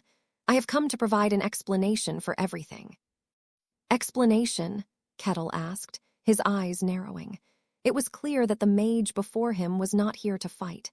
"Does that mean you came here to have a conversation?" "For now, yes," Adamant replied, shifting his gaze to Eileen. "I knew you were a bit of a troublemaker, my lady, but this is quite the spectacle." "Adamant, even you've come to stop me, haven't you?" Eileen said. Adamant Lagish, the chief mage of the Ludian Kingdom and the kingdom's sole transcendent mage, shook his head. "I haven't come to stop you. I am here to explain. The knights are too tactless to convey anything properly." "If explaining doesn't work, are you going to stop us?" Eileen countered, her tone sharp. "That's true," Adamant admitted with a slight shrug. Eileen bit her lip, her frustration evident. "Of course, you must be terrified of the king of the Denaian Kingdom making the declaration of humanity. They must be desperate if they're sending you." "That doesn't concern me," Adamant replied quietly. His words caught Aline off guard. What? I know that the King of Denian can invoke the Declaration of Humanity, but that is not the reason I'm here.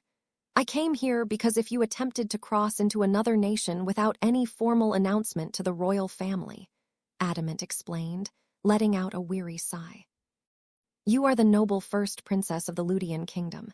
The weight of your royal blood is not something to be treated lightly. If you cross into another nation without proper protocol, it will create diplomatic issues. Adamant rubbed his temple as though the very thought gave him a headache.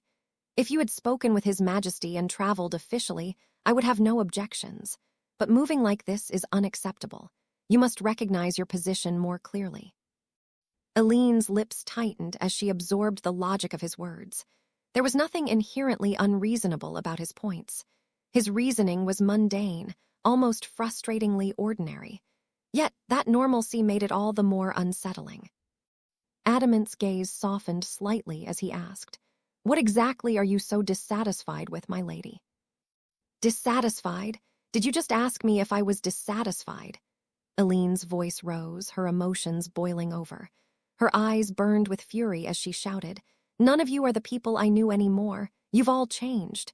At some point, you all became something that doesn't fear death, something inhuman.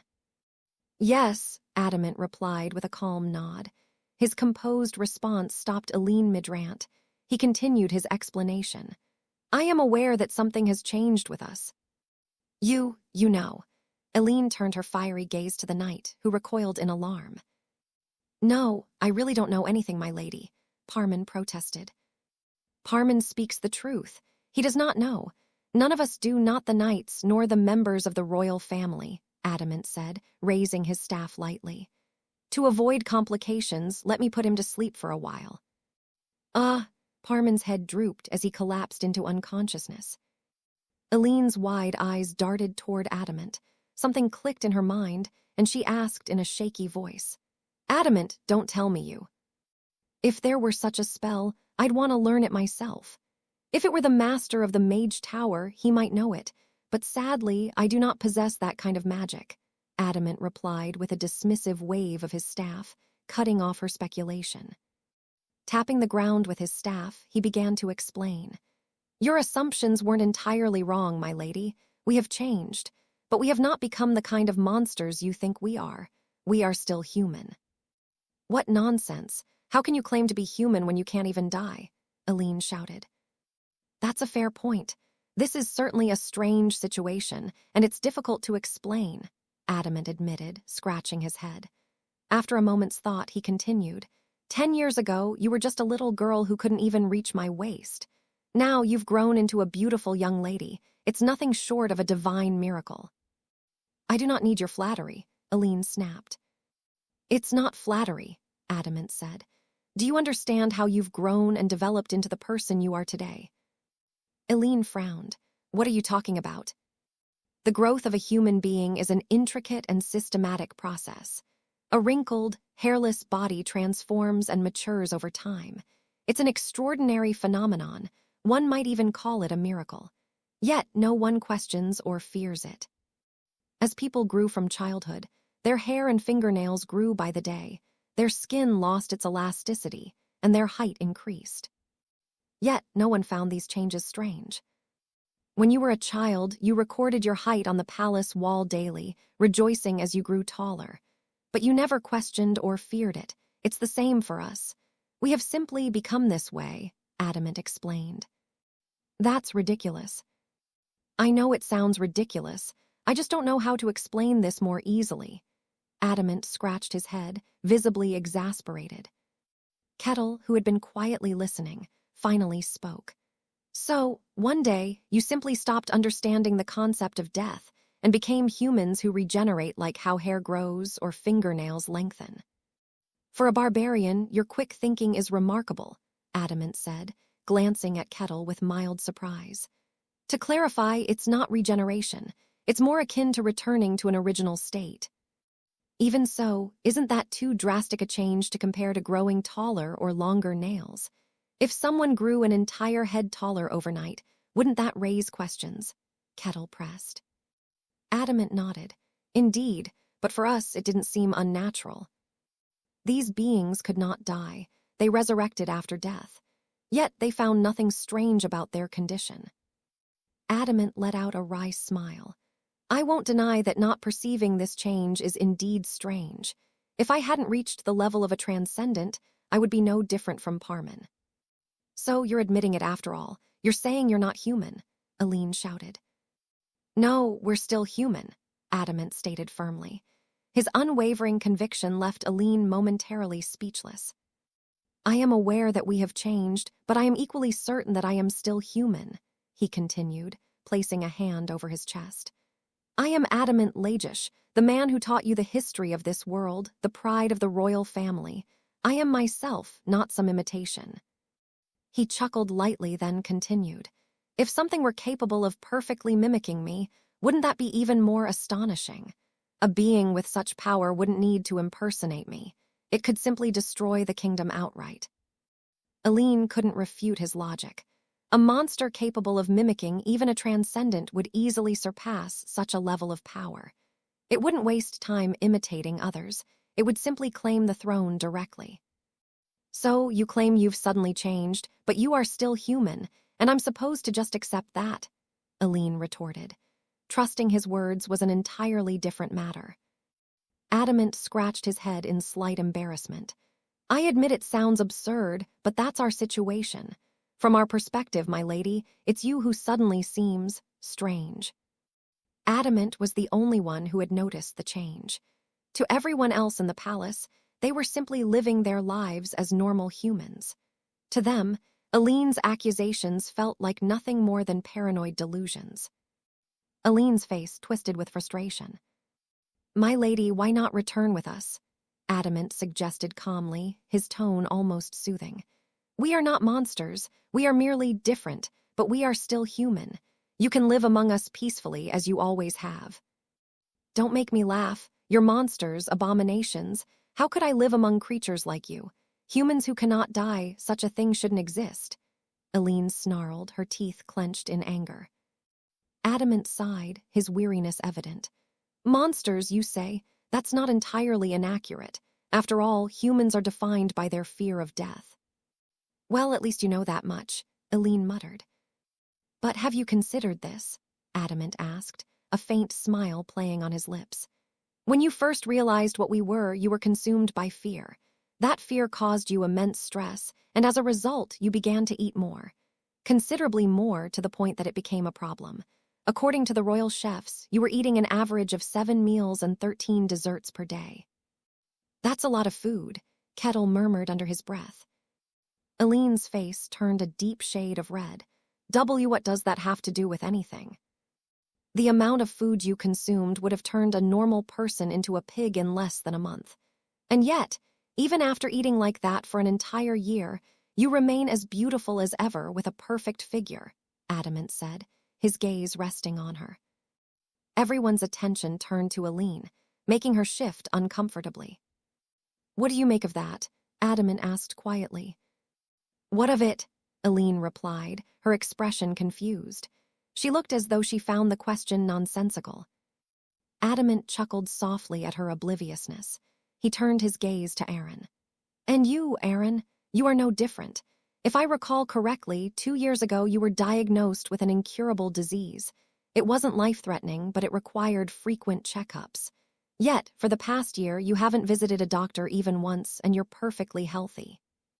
What does that have to do with anything? Aaron stammered. Adamant then turned to Kettle. Do you see what I mean? This is fascinating, Kettle muttered, his tone filled with genuine intrigue. Kettle, Aline stammered, glancing at him nervously. Kettle's gaze rested on her, his expression unreadable. Why are you looking at me like that? Aline, since you met me, you have been avoiding my cooking out of fear. For days, you've sustained yourself on nothing but dried jerky. As I recall, Kettle held up his hand, forming a small circle with his fingers. You've eaten only this much in 3 days. Yes, and I've been very hungry, Aline admitted. With that little food, hunger should have been the least of your concerns. Your body should have started to break down, Kettle pointed out. Their journey had been grueling, with barely any rest. Even a trained soldier would struggle with such conditions, let alone survive on a handful of jerky for 3 days. The nutritional content simply wasn't sufficient. And yet you were fine, Kettle said. Though she appeared tired at times, Eileen never faltered or stopped walking. Such endurance couldn't be explained by willpower alone. What? Eileen stammered, confusion etched on her face. At first, Kettle hadn't given much thought since this was a fantasy world. He had even known a barbarian comrade who survived for an entire month eating nothing but ice, so he had dismissed Eileen's resilience as something similar. However, Adamant's explanation painted a different picture. Eileen's expression shifted, her eyes filled with disbelief. Aye. You are human, aren't you? Kettle finished her sentence, his tone neutral. Eileen fell silent, unable to utter another word. Those were the same words Parman had been repeating all along. I am human.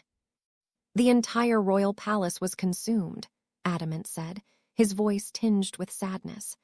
Do you really think it's possible that only the 2 of you remained untouched? Adamant's bitter smile deepened. You call us monsters, my lady, but you are no different. The only thing separating us is form. Eileen wanted to retort, to declare that she was human, that she was nothing like the monsters before her, and that there was nothing wrong with her. However, every time she tried to say those words, the memory of her confrontation with Parman surfaced in her mind. Her words to him had been identical to the ones she now wanted to speak. And all she did was dismiss everything Parman said, pressing a blade to his neck as he insisted on his humanity. Only now did she realize the truth. Her belief in herself was as meaningless and hollow as Parman's words had been to her. Ah! A broken sound escaped her lips. Her head hung low, and beside her, Aaron's expression mirrored her despair. Adamant, believing the conversation to be concluded, looked at Eileen with pity.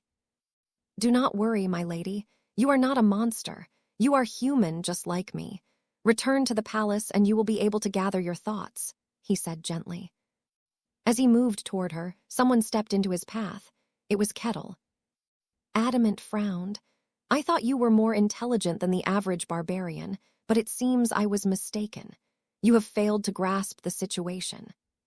I understand it well enough. This is a case of Theseus's paradox, isn't it? Kettle replied calmly. Theseus's paradox, Adamant echoed, puzzled. Is that concept unknown here? Kettle asked before explaining. Long ago, there was a ship called Ship of Theseus, which had been used in a great war and emerged victorious. The people of that nation cherished it and preserved it with care. However, as time passed, the wood of the ship began to rot and decay. Each time a part of the ship deteriorated, they replaced the deck, the sails, and even repainted it with fresh dye. Eventually, every part of the ship was replaced. The question then arose, was it still the same ship of Theseus?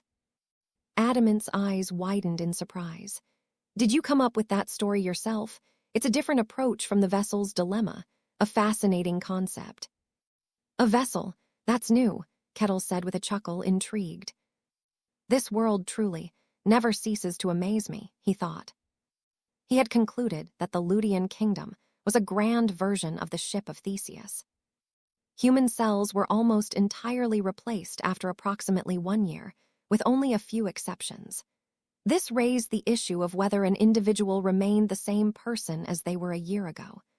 The concept of replacing something while considering it identical to its original form aligned with Theseus's paradox, which examined the relationship between change and identity. At this moment, the situation before Kettle mirrored the ship of Theseus perfectly. The only differences were the removal of the concept of death and the acquisition of unique abilities. From the perspective of the people who were taken over, these differences were likely as trivial as growing taller, nails lengthening, or hair growing. Adamant did not fully deny Kettle's comparison. It is similar, but there is one important difference. A ship does not have a sense of self, whereas I do. I am human. And who can verify that your sense of self is truly that of the original Adamant? Kettle said, shrugging. You consider yourself human based on the continuity of your memories. However, that continuity is not evidence. Ultimately, it is your subjective belief. What truly matters are the observations of those around you. Adamant found himself momentarily speechless. If something possessing your memories, abilities, and habits replaced the original you and continued to live as you, it would be difficult to prove that it is not you, Kettle continued. If a replica of you appeared and claimed to be Adamant, and if that replica genuinely believed it was Adamant, it would essentially become Adamant. Would you accept it as such? Adamant's expression shifted into one of clear confusion. Are you really a barbarian? The Tower Master's surprise matched Adamant. Kettle's approach extended far beyond intelligence or logical reasoning. He was examining the essence and perspective of existence itself, using a philosophical method. A philosophical barbarian seemed utterly contradictory, and Adamant regarded Kettle as if he were something out of the ordinary. A barbarian applying philosophy is something I never expected. Honestly, you are stranger than I am, Adamant said. I simply possess a great deal of knowledge, Kettle replied, shaking his head. The ship of Theseus was a well-known paradox. Most people with an interest in such matters were aware of it back on Earth. On modern Earth, accessing all available information required only a moment's effort. A small spark of curiosity and action could uncover the accumulated knowledge of great scholars. This world, however, lacked such accessibility. Without substantial education, individuals were left to acquire philosophical knowledge on their own. This was why both the Tower Master and Adamant were astonished by Kettle's insight. The immediacy of his response indicated that he had given considerable thought to the topic in the past. Even Kettle, though, was just as surprised. Adamant claimed to have realized, without assistance or external verification, that he had been taken over. He understood this solely through his own senses. Kettle began to wonder whether such capabilities were what defined a transcendent. Adamant could not offer any rebuttal. He still considered himself human and believed he was Adamant. However, he could not say with certainty whether he was the same Adamant as before. He understood that if a perfect replica replaced him and fully believed it was Adamant, it would essentially become Adamant. Despite this, Adamant narrowed his eyes and spoke with conviction. In that case, the situation becomes simpler. The princess you are protecting is in the same condition as I am. That is true, Kettle agreed. If that's the case, it is logical for those who may have been taken over to remain together. That should also provide you with some reassurance. That does not matter to me, Kettle replied indifferently. What did you just say? Adamant asked as his surprise was evident. If your logic is correct, then we are all unknowingly replacements, essentially no different from doppelgangers. What's wrong with that? Kettle tilted his head slightly, appearing genuinely puzzled. Adamant struggled to find a response. In this world, all races exterminated doppelgangers whenever they were found, effectively driving the species to extinction. This was due to the deeply repulsive idea of a creature disguising itself as one of their own without their knowledge. All beings harbored a natural hatred for anything that imitated their form. If Kettle's words were true, then they were no different from doppelgangers. Any normal human would instinctively react with disgust and a desire to destroy them. Kettle, however, showed no reaction. Instead, he regarded them as if they were entirely ordinary. Adamant muttered under his breath, "You seem far less human than I do." "I am human," Kettle replied without hesitation. Adamant did not linger on the comment and instead focused on the immediate issue. "In that case, why are you stopping me?" "As I have already stated, I do not care about what you are. I am stopping you because it is my duty to protect my client." Kettle was a mercenary, and the client's opinion was the most important thing. He glanced at Aline. Feeling his gaze, she flinched and trembled slightly. "Aline, what do you think?" Kettle asked. "But I'm a monster imitating Aline," she replied quietly. "To me, you are the real Aline," Kettle said without hesitation. "What?" "I never knew the previous Aline in the first place. The only Aline I know is the one standing before me now," he added. Aline's eyes widened in surprise. Kettle was right. He had never met the Aline from before her transformation. The only Aline he knew was the one who had become a monster and sought refuge in the Barkan estate. The one I signed a contract with and agreed to protect is you, not whoever you were before. To me, this isn't a particularly significant issue, Kettle stated lightly. If you wish to return, I will let you go. If you don't, I will keep protecting you. I am your mercenary. Aline lowered her head once again and murmured softly, I don't want to go back. Then that settles it, Kettle said with a broad grin as he raised his axe. Patrick, keep them safe. Got it, Patrick responded, guiding Aline and Aaron further back. So it has come to this, Adamant muttered with a deep sigh. He raised his staff and pointed it at Kettle. You seem to be enjoying this, barbarian. I am enjoying it quite a lot, Kettle admitted with a grin. The living embodiment of the ship of Theseus stood before him. He found it fascinating to observe how they thought and acted. Seeing something that had previously existed only in theory play out in reality was nothing short of thrilling. Since this is a fantasy world, I thought it would be possible to discern the truth through the soul, but it seems that's not the case, Kettle thought. No matter how I look at it, your way of thinking is far from human. You seem more like a monster than me, Adamant said with a wry smile. I am human, Kettle replied firmly. Enough nonsense. For the sake of the world, I must bring you down.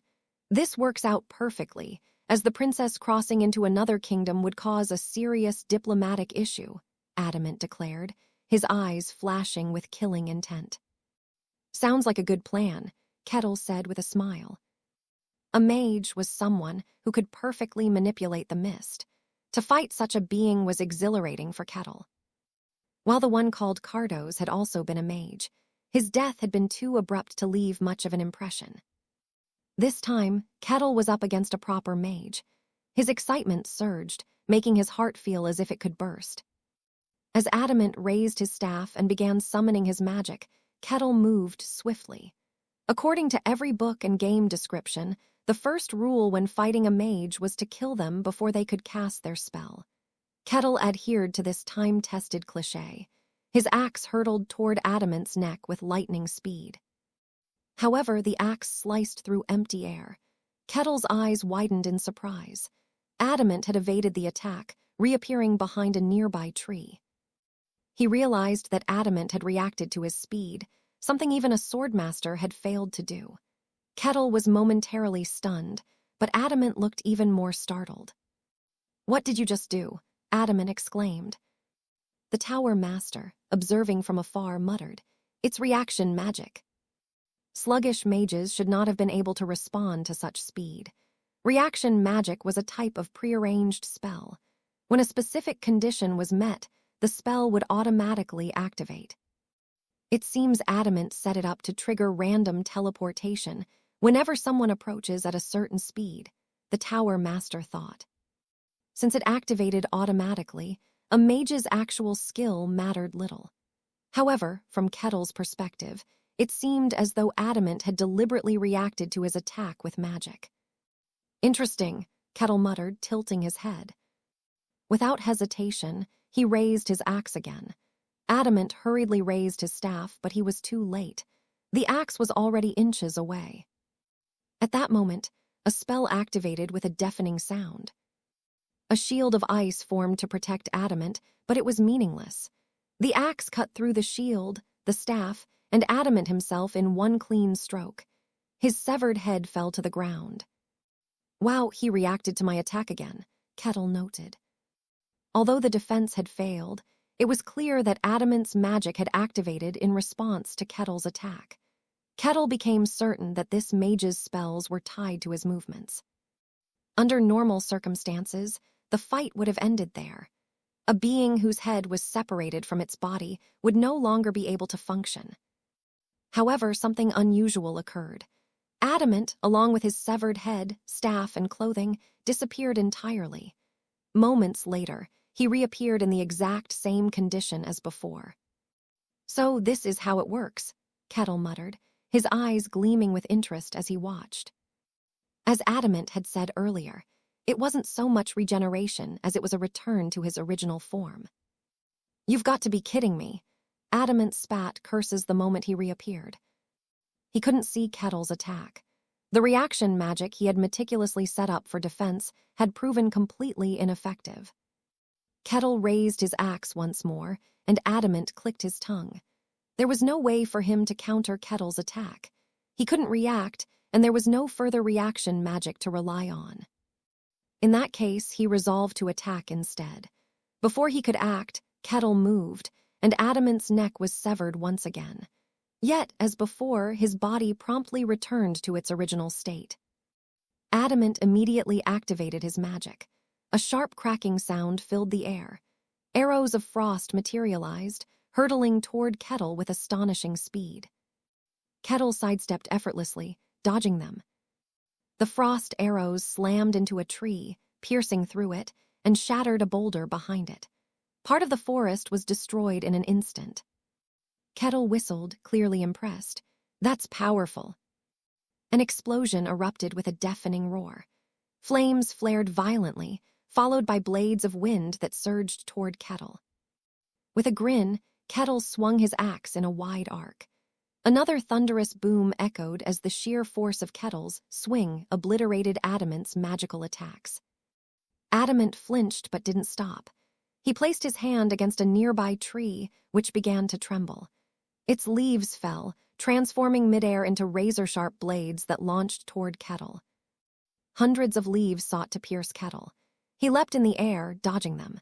The leaves struck trees, boulders, and the ground, shattering and destroying everything they touched.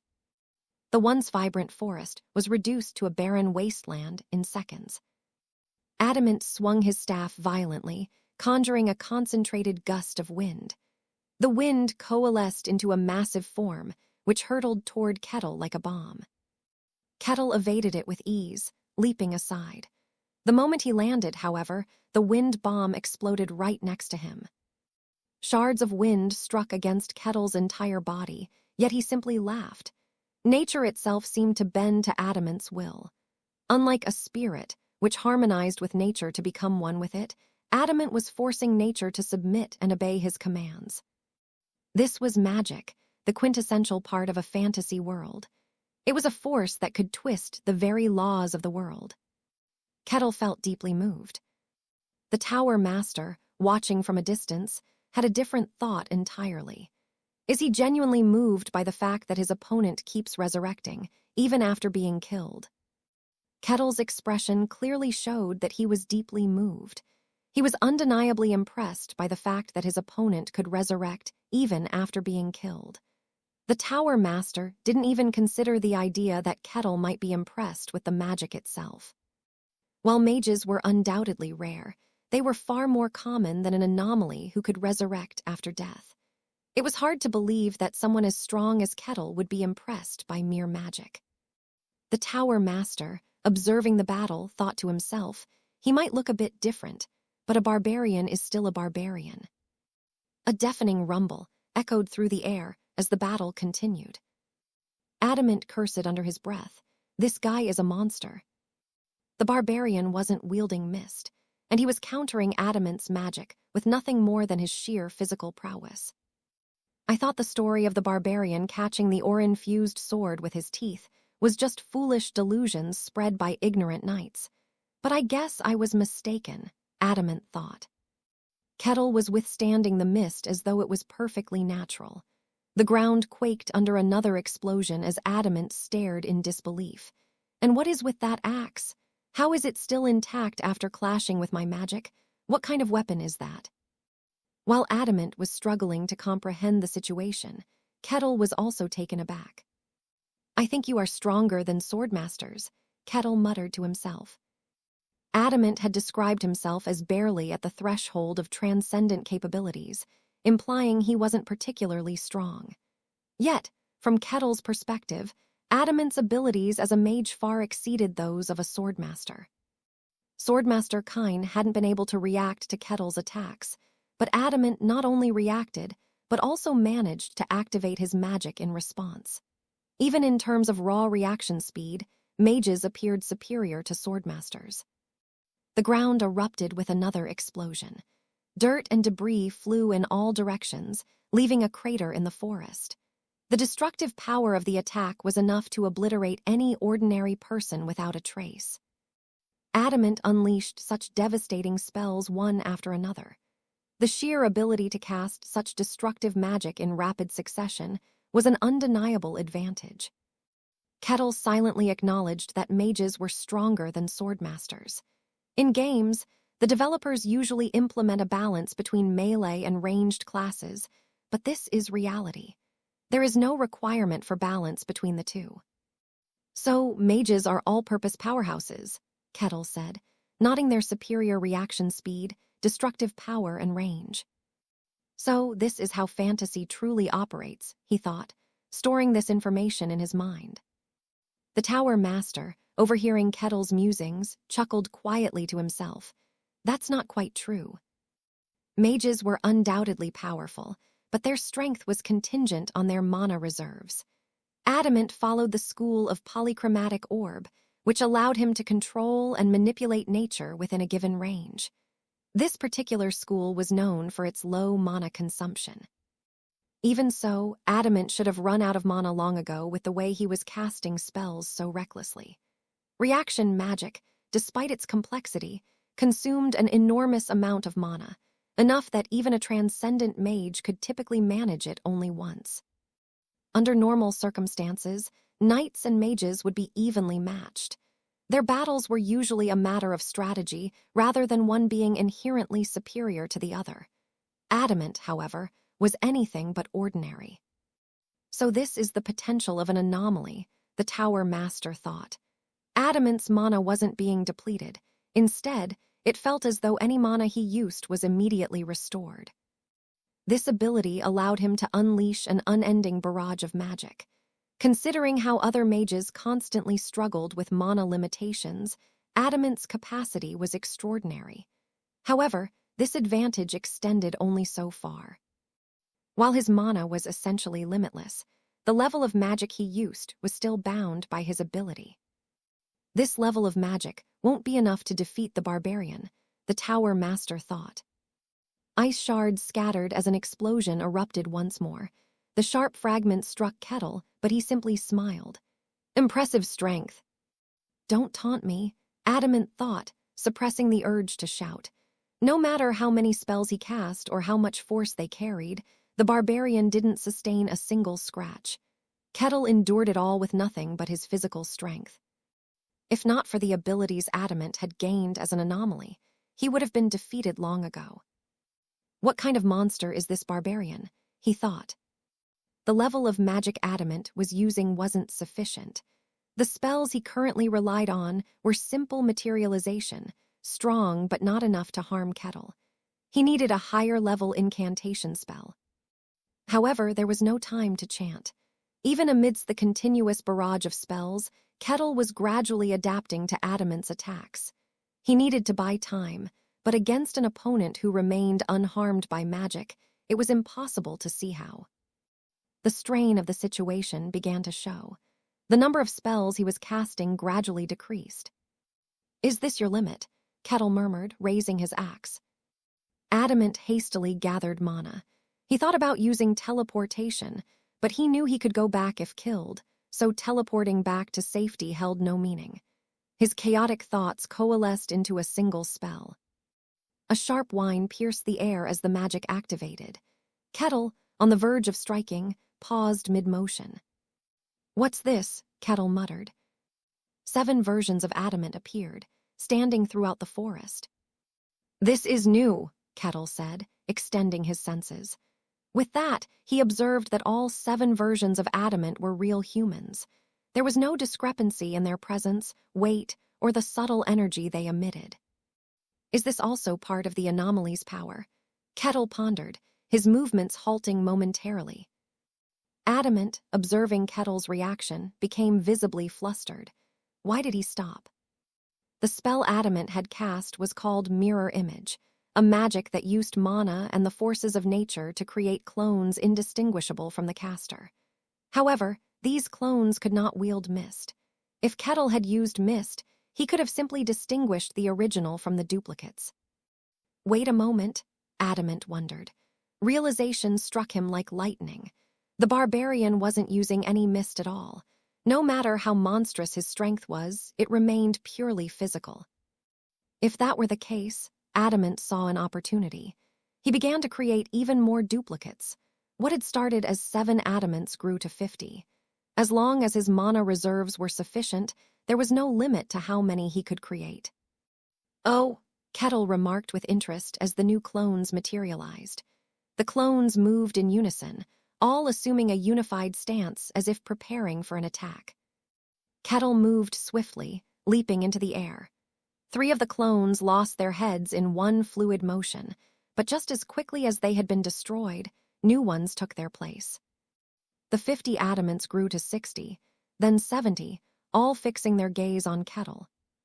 "This feels like something out of a horror movie," Kettle muttered, his voice laced with a mix of amusement and annoyance.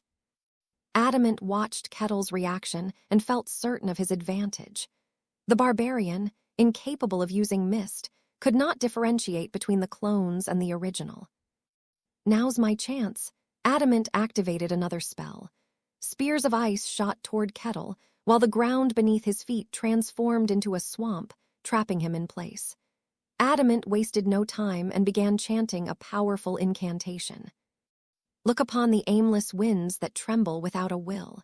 Hear the foolish waters that cannot move of their own accord. Witness the flames that cannot even be borne through their own strength," Adamant chanted. Kettle scoffed as he kicked his legs, sending a deluge of mud flying toward the adamants.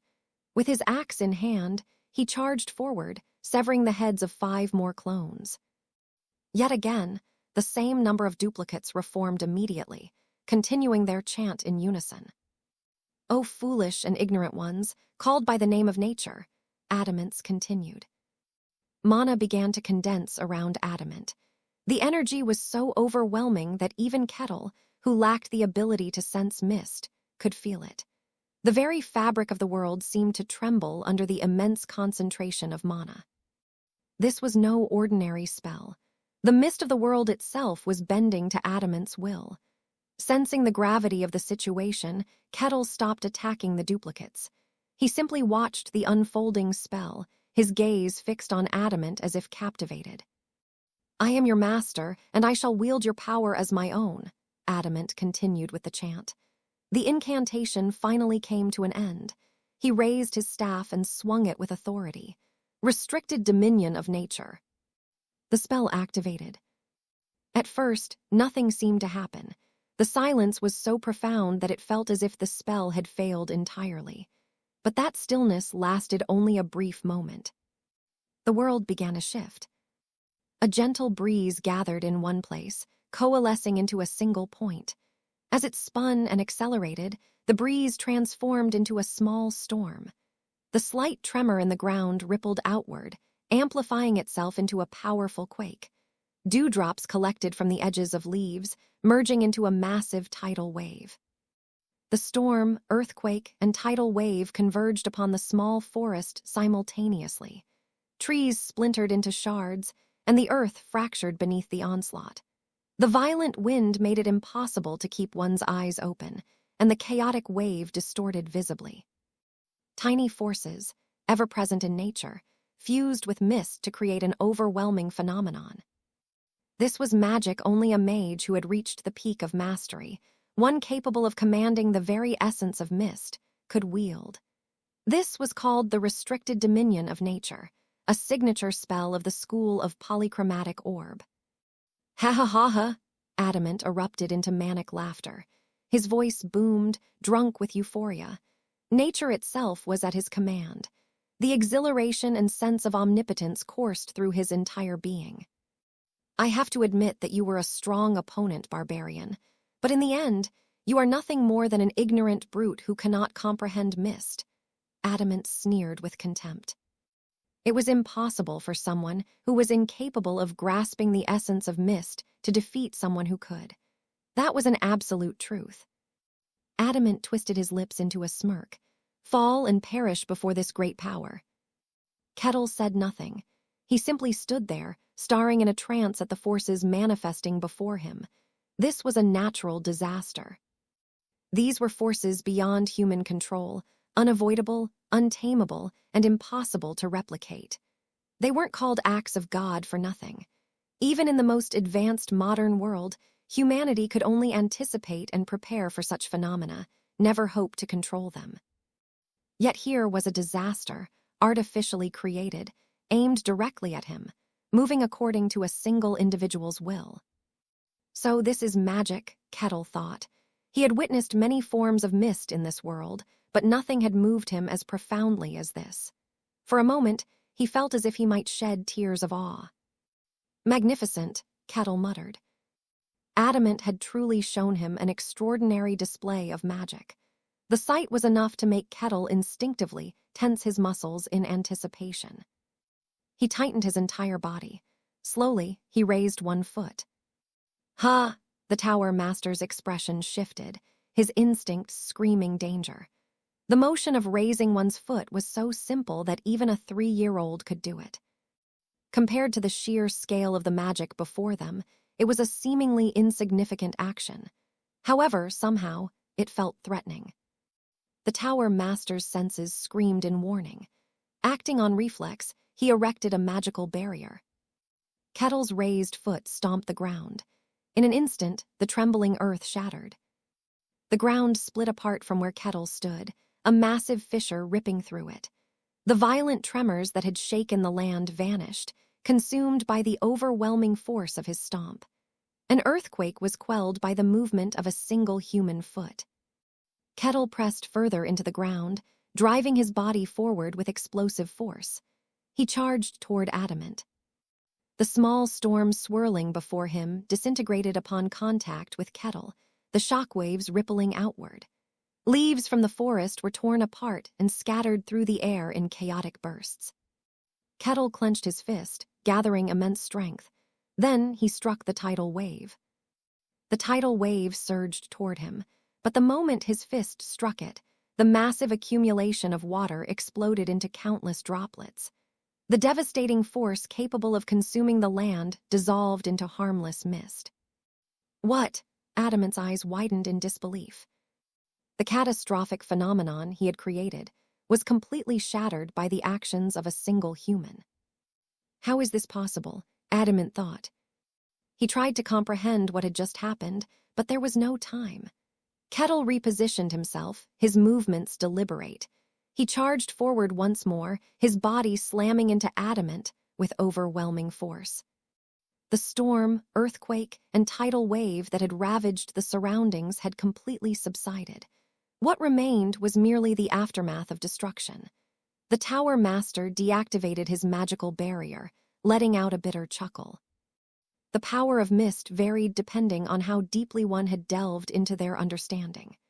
Naturally, the mastery of magic followed the same principle. Certain spells were inaccessible to anyone who hadn't reached a specific level of expertise. What Adamant used was called the restricted dominion of nature, a spell belonging to the school of polychromatic orb, a branch of dominion magic permitted only to transcendent mages. This potent magic combined control over mist with nature to conjure singular phenomena. In terms of raw destructive power, it was one of the most formidable spells among dominion magic. There was only one way to break such a spell, destroying the core of mist at the phenomenon's center. Once the core was obliterated, the phenomenon would lose its anchor and dissipate naturally, like the earthquake and tidal wave. Despite its immense power, the magic had a clear weakness. Yet Kettle had no intention of exploiting that weakness. Instead, he subdued the phenomena purely through brute force. A pure display of physical prowess, the tower master thought. Kettle's face radiated satisfaction. Not bad. Adamant was nowhere to be seen. The body that had collided with Kettle's shoulder had been reduced to fragments, leaving not even a trace behind. However, Adamant reappeared shortly thereafter. "You barbaric lunatic! How dare you disrupt my magic?" Adamant's face was twisted in fury. The omnipotent sensation of controlling nature itself had engulfed his entire being, Yet the barbarian before him had extinguished it by sheer force. With a snarl, he raised his staff. Crunch! In an instant, Adamant's chest was pierced. Kettle shook the blood off his hand. If that was the best magic you could muster, then there is no reason to continue this fight. You bastard! Adamant came back in his original form, clutching his staff once more. Kettle swiftly decapitated him, but before the severed head could even fall to the ground, Adamant came back. So the real problem is this, Kettle thought. Adamant could not die. Dealing with him was an irritating ordeal. Kettle briefly considered knocking him unconscious, but a mage as versatile as Adamant likely had a countermeasure for that as well. Kettle pondered for a moment. The ship of Theseus, a vessel whose deck, sails, and every other component was gradually replaced over time, embodied a paradox of identity. Kettle pondered the same enigma when it came to Adamant. Every part of him, from his physical body to his garments, seemed to regenerate and replace itself endlessly. He wondered what truly defined the essence of these constantly shifting components. Kettle glanced at his own hand. The blood that had stained it was already gone. A myriad of thoughts flashed through his mind, and soon a possibility took shape. Kettle charged at his opponent. Adamant didn't bother to dodge. There was no need, as dying only meant he would return again. However, this time, things went differently. When Kettle appeared right in front of Adamant, he took a piece of black fabric, the neck portion of Adamant's robe. He had lunged forward to tear it off midair. Calmly folding the piece of robe, Kettle tucked it into his hand. His deliberate demeanor left Adamant visibly flustered. After folding the robe into a compact square and enclosing it within his fist, Kettle squeezed tightly. "HMPH!" Kettle exclaimed. A ripple spread outward, much like sound and shockwave radiated when hands clapped. The pressure from his clenched fist caused the surrounding air to momentarily compress. A short while later, Kettle opened his hand, his eyes gleaming with intrigue. Interesting. Inside his palm were tiny, iridescent particles, the compressed remnants of the robe. Although peculiar, this wasn't inherently extraordinary. Crushing the piece of robe to dust with such force was impressive, but in the end, it was just a piece of fabric. However, Adamant's expression had changed dramatically. You bastard." His face twisted into something uncanny, a blend of rage, fear, and bewilderment. It was as if dozens of expressions overlapped at once, spilling emotions through his entire body. "So this is your essence, or perhaps the essence of all of you." Kettle smiled as he pierced Adamant's chest once more. The body resurrected yet again, but something was different this time. The neck portion of Adamant's robe, torn off earlier, didn't return. "From here on out, you will have to wager your very existence. Do you still wish to continue?" Kettle asked. Adamant fell silent as he gritted his teeth, hesitation flickering across his face. After a brief deliberation, he reached a decision. "I will retreat." "What?" Eileen's eyes widened in disbelief. "Retreat? But he is an immortal monster." However, Adamant had already begun brandishing his staff, preparing a spell for spatial leap.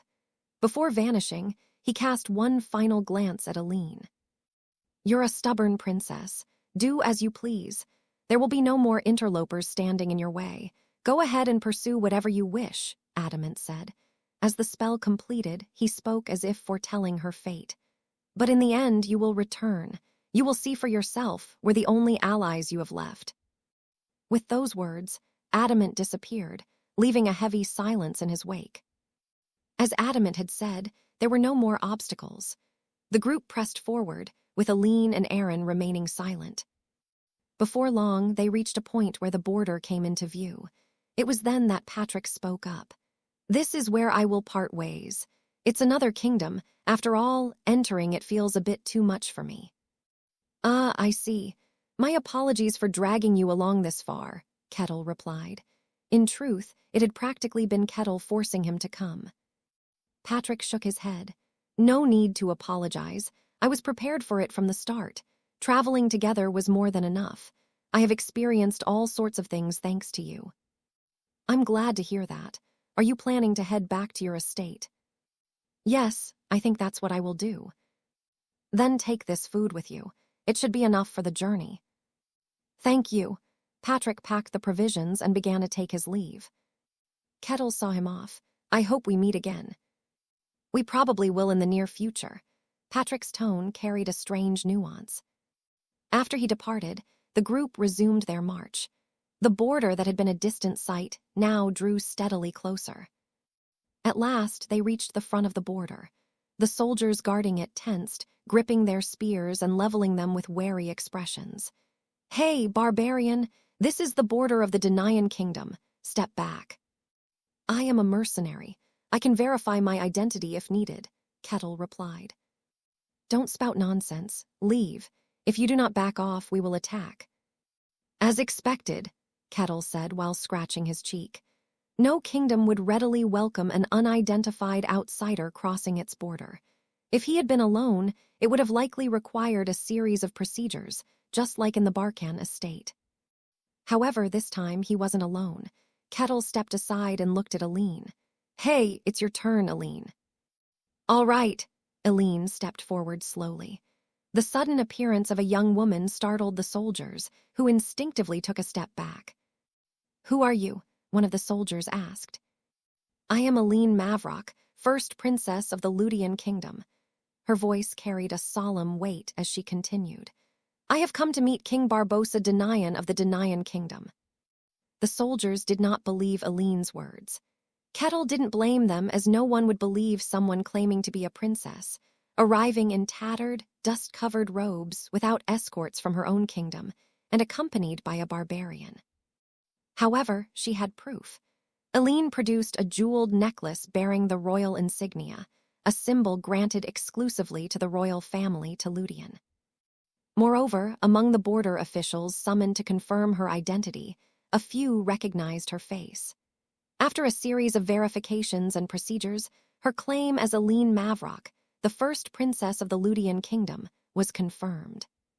Considering the difficulties she had faced in her journey to the border, the process was astonishingly swift. Before long, they were escorted to the royal palace of the Denayan kingdom. Not bad, Kettle muttered as he lay on the guest room's luxurious bed. The sight reminded him of a famous museum he had visited back on Earth. There, he had seen a bed once used by the French royalty of old. He had longed to try lying on it, but access was, of course, forbidden. With no other choice, he had swallowed his disappointment. Now, however, the bed beneath him felt strikingly similar to the one in that museum. And this time, it was his to enjoy. He was staying in the royal palace. I've really made it, Kettle murmured with satisfaction. Sharing the same building as the king of a nation, it was enough to make him content. Rolling lazily on the bed, he marveled at how soft and plush it felt, as if he were floating on a cloud. Even compared to modern beds, its comfort was unmatched. Reaching over, he plucked a grape from the nearby tray and popped it into his mouth. It was sweet. Not as sugary as the genetically modified fruits of the modern age, but it was still rich and juicy. And I've finished the quest, Kettle thought. Quest 785 completed. A reward will be provided. As always, Kettle found himself curious about the nature of the reward. Ever since the white snowfield, it had been a lingering question. He had never received anything tangible as a reward, yet after completing quests, events and situations often seemed to flow in his favor. Whatever the case, nothing harmful had ever come from it. He wondered if the situation itself had always been the reward. With that thought, he buried his face into a pillow, enjoying the room to its fullest. Just then, a knock sounded at the door, followed shortly by the entrance of a woman. Are you comfortable? Aline asked hesitantly. Very much so. Would you like to sit? Kettle gestured toward the chair at the table. Aline nodded cautiously and took a seat across from him. Kettle studied her for a moment before speaking in admiration. You look different. She was no longer wearing the worn and dirty robe. Instead, she was dressed in a pristine gown, her face washed clean, and her hair neatly arranged. She looked truly stunning, rivaling even the elf queen in grace and beauty. Her face flushed slightly at his praise. Thank you. I should be the one thanking you. Thanks to you, I get to indulge in such luxury, Kettle said, grinning widely. Under normal circumstances, Kettle would never have been allowed inside the royal palace. It was inconceivable for a barbarian to be brought to the king's residence. Even with his C-rank mercenary badge, no sane official would take such a risk. However, Aline's insistence had granted him access. Although guards were stationed to keep an eye on him, he didn't consider it a problem. No, it was just my stubbornness. I should be thanking you for accepting it, Aline replied, shaking her head. From her perspective, Kettle was nothing short of her savior. He had gone as far as to make an enemy of the Ludian kingdom for her sake, all for the paltry sum of a single gold coin. Like Prince Charming from a fairy tale, he had rescued her.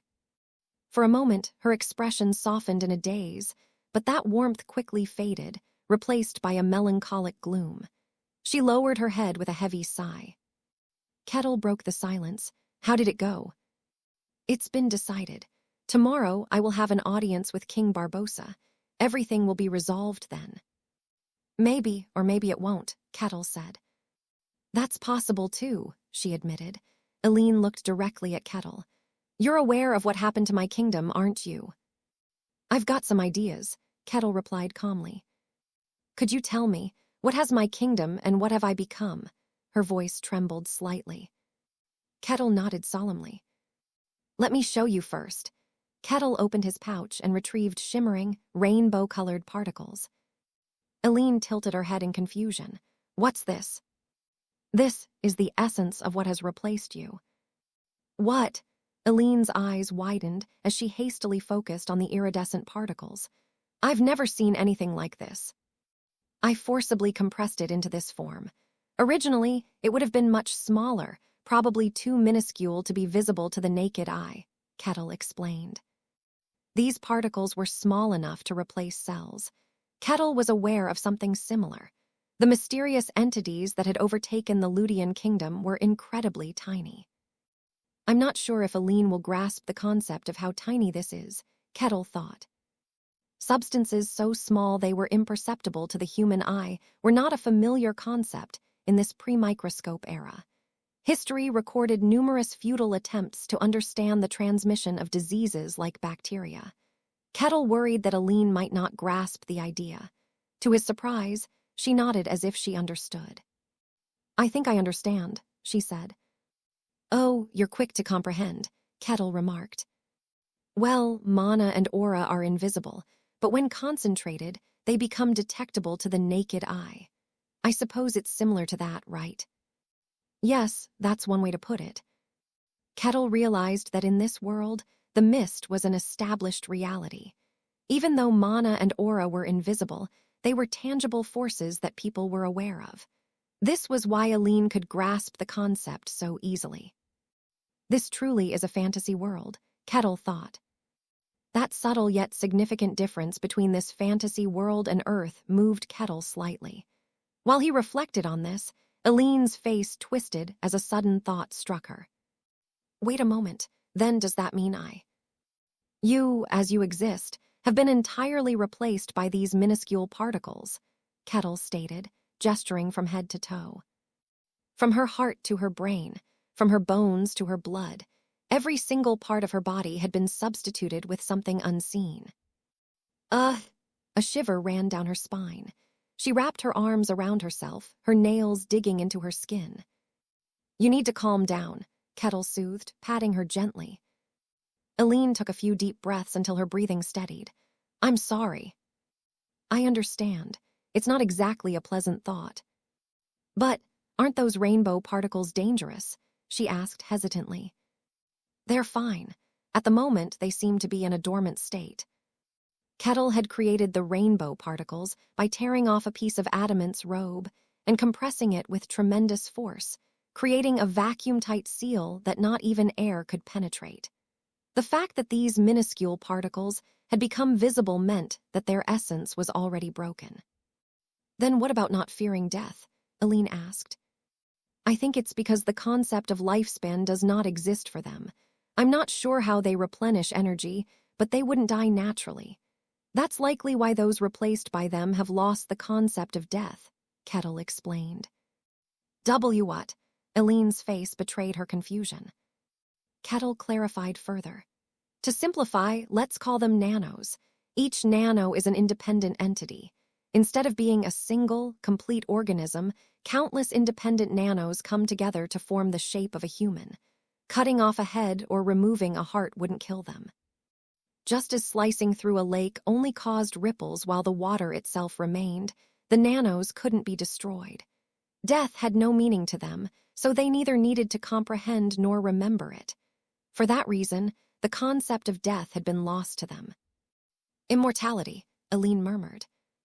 That's one way to describe it.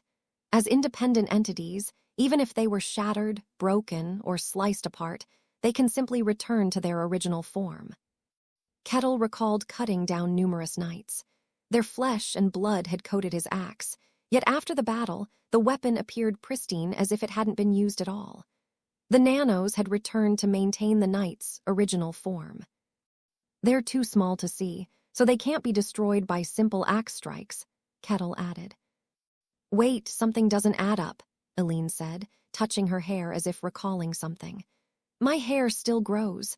I even remember Parman being excited about getting taller. If we have been replaced, shouldn't that kind of growth be impossible? Those entities do not destroy the original characteristics of what they replace. They mimic them. They likely retain human traits, Kettle explained. Even though their bodies had been replaced by nanos, they could still grow taller, and their hair and nails continued to grow. That's why they believe themselves to be human, though they possess many characteristics that make them distinctly non-human. Those nanos can even switch between each other, Kettle continued. Switch, what do you mean? Eileen asked. When Adamant appeared, the knights disappeared, Kettle pointed out. If Adamant had targeted Kettle while the knights had gone after the princess and Aaron, their mission would have been simpler, but no knights had appeared when Adamant was present. Kettle continued. The nanos from the knights most likely switched to Adamant's body. That's why Adamant was able to appear late. But Adamant is only one person, and there were several knights. Why didn't they all appear? Eileen pressed. Adamant is a transcendent mage. He must carry a vast amount of mist. If that energy were to be replaced by nanos, a single knight's worth of nanos wouldn't have sufficed, Kettle explained. For Adamant to locate Kettle in the group, he would have needed the nanos from several knights, likely all except for Parman. They probably know each other's locations, which is why they could track us so precisely, Kettle added. Eileen fell silent as she bit her lip. That makes me one of them, doesn't it? It depends on how you define kinship, but it's likely, Kettle said.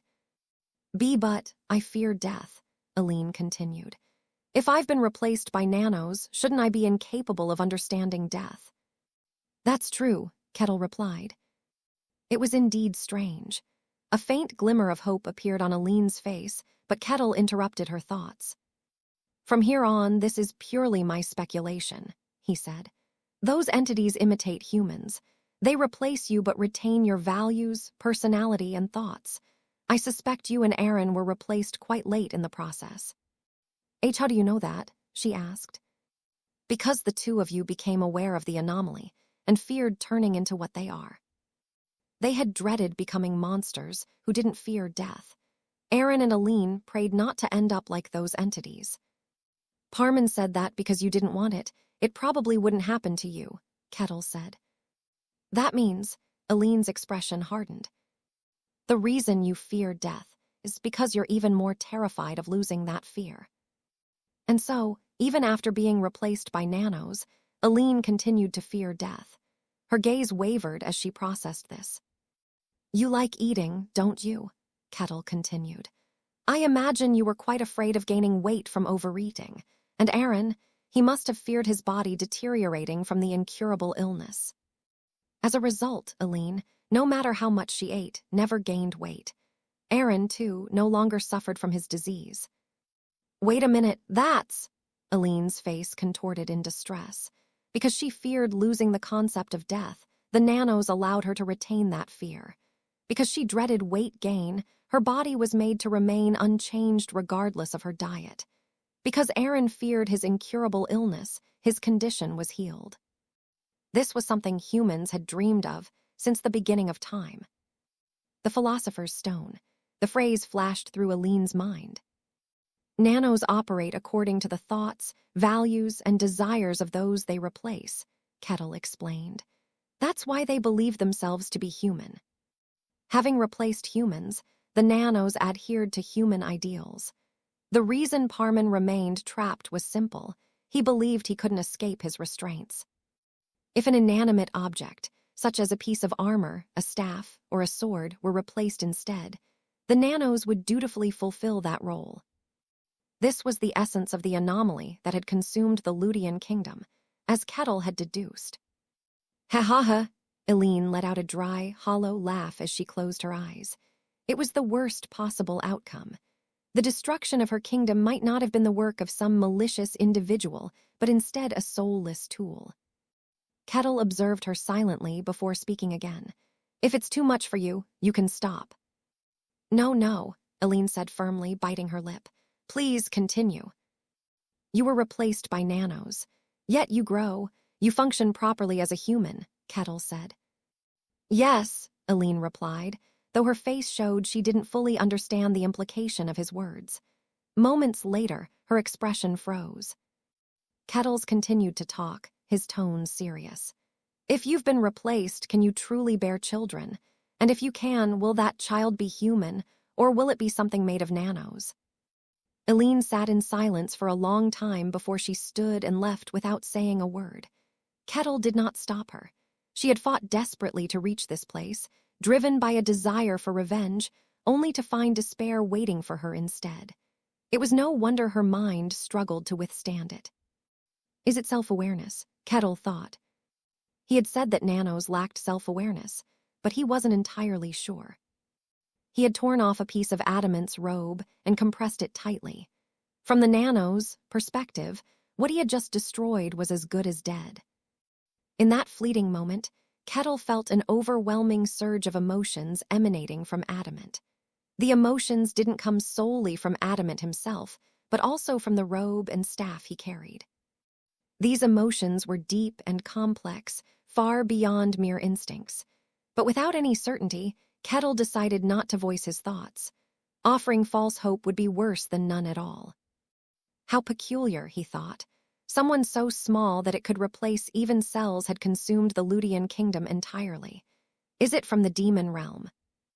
Eileen suspected that the phenomenon was tied to the demon realms. If her suspicions were correct, it was distinctly different from the white snowfield. Interesting, Kettle mused as he closed his eyes. The next day arrived. By now, Eileen was likely in the midst of a discussion with the king. Kettle had shared most of what he knew with her. What remained now hinged on how humanity declared its position and what decision the king of the Denayan kingdom would make. I'd like to meet him myself, Kettle murmured. A king was the ruler of a kingdom, a wielder of the divine and mysterious power bestowed by the gods. But as a barbarian, he knew it was unlikely he would ever be granted an audience with a king. For now, all he could do was laze around in his room. By now, Eileen should have finished her conversation. The mission was complete. If Eileen returned, they could have a final conversation before parting ways. As these thoughts crossed his mind, there was a knock at the door. It wasn't the presence of Eileen or Aaron. Curious, Kettle rose to open the door. Standing there was a middle-aged man. A barbarian, the man greeted curtly. Well, this is a pleasant surprise, Kettle replied with a broad grin. This man had been glaring at Kettle with hostility ever since he first entered the royal palace. Do you have a name, barbarian? The man asked. Kettle, he said casually. The man's gaze sharpened. He seemed to deliberate, clearly displeased, but eventually sighed and spoke. His Majesty has summoned you. Follow me. Kettle tilted his head in confusion. This was unexpected. The man explained slowly. His Majesty spoke with Lady Eileen. He requested you to be summoned to confirm something. I see. Kettle stroked his chin in thought. I don't mind, but I am a barbarian. To you people, my behavior might seem quite rude. Are you sure that's acceptable? What an odd thing to worry about, the man muttered, staring at Kettle as if he were seeing something unusual. He had never met a barbarian concerned about his own rudeness. Despite his obvious discomfort, the man replied, "It is indeed unpleasant, but His Majesty has said it doesn't matter. If that is his will, then I have no choice but to obey." "In that case," Kettle said, nodding, "I accept. Lead the way." Kettle followed the man down the hallway. There were no attendants or servants in sight. The ornate corridor stretched in silence. Before long, they arrived at their destination, a massive door gilded in gold. "His Majesty may not mind, but it's better to show at least a minimum level of respect. For your own life, if nothing else," the man advised. "I'll do my best," Kettle replied with a shrug. The man knocked on the door. "I have brought him, Your Majesty." "Let him in." A voice resonated from within. The door creaked open and the man stepped inside. Kettle followed him. The sound of the barbarian's footsteps echoed in the grand audience chamber. Seated upon an elevated throne was a man, a middle-aged figure with a thick, majestic beard. He wore the most lavish attire Kettle had ever seen and a crown that symbolized his authority. That's the king of this kingdom, Kettle thought. A real king stood before him. Kings existed in modern times on Earth. England had one, and so did Japan, though one could argue their roles were more symbolic than literal. Modern kings were often no more than figureheads, respected, but hardly rulers in the truest sense. However, this world was medieval fantasy. The man before him was a true king in every sense of the word.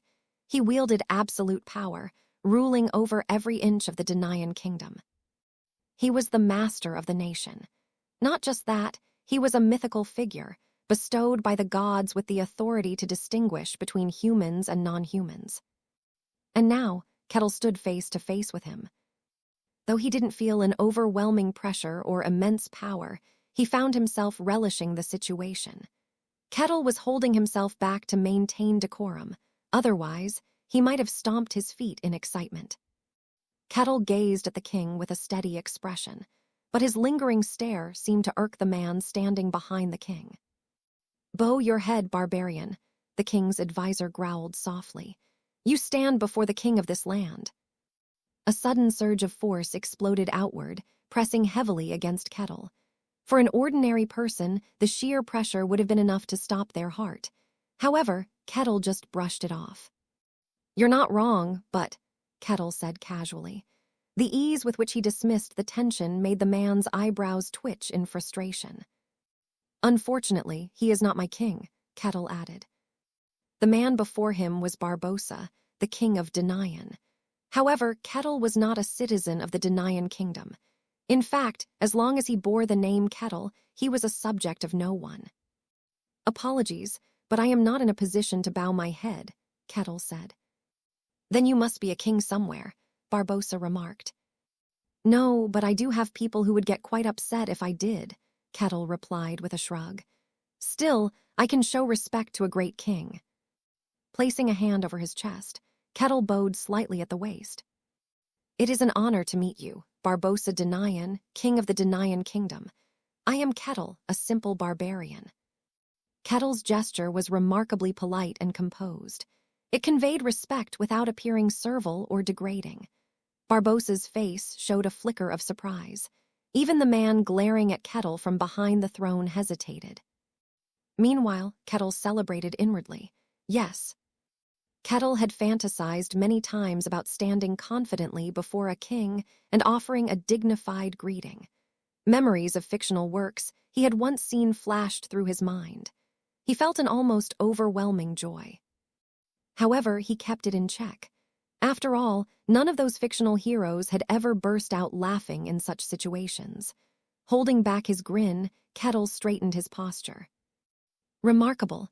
You are just as Aline described, a far cry from ordinary barbarians," Barbossa said. "So other barbarians are not like me, I take it," Kettle replied. "Even being able to hold a proper conversation sets you apart. If all barbarians were like you, Life would be much simpler, Barbossa sighed, rubbing his temples. Barbarians outside the kingdom must be the same as those inside the white snowfield. I guess there's no need to meet them, then, Kettle thought, filing away the information. Forget formalities. You may also step back, Barbossa instructed the man behind him. From here on, this is between me and him. Understood, the man replied reluctantly, retreating to the side. So, what's the reason for summoning me? Kettle asked, steering the conversation to its main point. I've met Aline, Aaron, and the captured knight, Barbossa said, tapping his fingers on the armrest of his throne. I checked if they were human or not. And what were the results? Kettle inquired. My ancestor once said that if one believes themselves to be human, then they are human. In other words, as long as one believes they are human, they are. So they are human, Kettle concluded. Parman, Aline, and Aaron, they were all human. It was an unexpected result, especially given how Aline had referred to herself as a monster. I guess she believed herself to be human after all, Kettle thought. That fact isn't the real issue. We conducted an experiment on the captured knight, and the results came quickly, Barbossa continued. Parman's abilities were far beyond what could be called human. Barbossa's expression darkened. It's sad that I lost my dear friend and his child. Then what is it you're curious about? Kettle asked. You told Aline about their true nature. She conveyed that information to me, Barbossa said, pressing his fingers to his forehead in frustration. It makes sense. If I exclude the incomprehensibility of such beings' existence, your explanation could very well be correct. Beings that did not experience death, composed of countless entities too small to be seen, yet firmly believing themselves to be human. The most unsettling part was that this possibility wasn't unlikely. Barbossa asked in a low voice, Do you think those entities can reproduce? They likely can, Kettle replied. The nanos had perfectly replaced humans. They could grow taller and their nails could grow longer, which implied that replication was possible. There was no reason why they couldn't bear children. Barbossa let out a bitter laugh. They're far too great a threat. I don't even have time to mourn the loss of my friend and his child. It was a threat to the human race as a whole. The Empire might need to take action. You've encountered these small entities directly and know more about them than anyone else. So, let me ask you, Barbossa said, narrowing his eyes. How do you think we should deal with them? Kettle answered calmly. We should start by talking to them. Barbossa frowned at the unexpected response. Talking? They're monsters that are replacing us. Do you really think they'd listen to reason? I believe they would. Those entities genuinely think of themselves as the humans they have replaced. For example, Parman could leave this place any time he wanted, but he hasn't, Kettle explained. Those entities were composed of countless nanos. Physical confinement meant nothing to them. They could simply disperse and return to their original forms. If Parman's presence here revealed their secrets, it would undoubtedly work against them. And yet, Parman stayed. Did no one come from the Ludian kingdom? Kettle asked. They did. A messenger asked that we calm the situation and send the princess back safely, Barbossa replied. How human of them. Those entities replaced the entire Ludian kingdom, and yet they behave as if they are truly its citizens, Kettle remarked. Kettle didn't know what their motives were. It was uncertain whether they harbored malice toward humanity or were simply tools moving without intent. Whether or not they possess self-awareness, it would be wise to meet and speak with them. We need to understand what they want and what their ultimate goal is, Kettle concluded. Barbossa studied Kettle with a curious expression. Kettle merely shrugged. At the end of the day, I am just a simple mercenary. Such grand matters are beyond my responsibility. They are your concern, Kettle said. Fair enough, Barbossa acknowledged. The conversation reached a temporary conclusion. What do you plan to do next? Barbossa asked. Well, since I'm in the Denayan kingdom, I thought I'd do some sightseeing. I also plan to visit the Akasha family, Kettle replied. Are you acquainted with the Akasha family? I've crossed paths with a woman named Milena Akasha before. Barbossa's expression showed genuine surprise. You know the head of the Akasha family. Do you know her? Kettle asked. She's an exceptional woman. Public perception of her isn't great, but from the kingdom's perspective, she is doing what's necessary. Oh, Kettle raised an eyebrow. It seemed the Akasha family had truly succeeded in her endeavors, to have received such praise from the king. The Akasha family resides in the capital. It's not far from here, Barbossa said. Close by, then, Kettle muttered, his eyes gleaming with interest. Barbossa watched him for a moment before speaking again. Do you have any identification to prove your status? I have a C-rank mercenary badge. That should be enough, Kettle replied confidently. You're mistaken. This is the capital of the Denayan Kingdom. A C-rank mercenary badge won't let you roam around freely here. You'll likely face a series of tedious procedures, Barbossa clarified. Really? Kettle said, surprised. He had assumed a C-rank badge would suffice for most situations. Barbossa explained further. A C-rank mercenary is recognized as a proper mercenary, but they are still just a mercenary. This is the capital, where even nobles reside. If you were B-rank, it might be different, but C-rank isn't trustworthy enough to bypass all the regulations.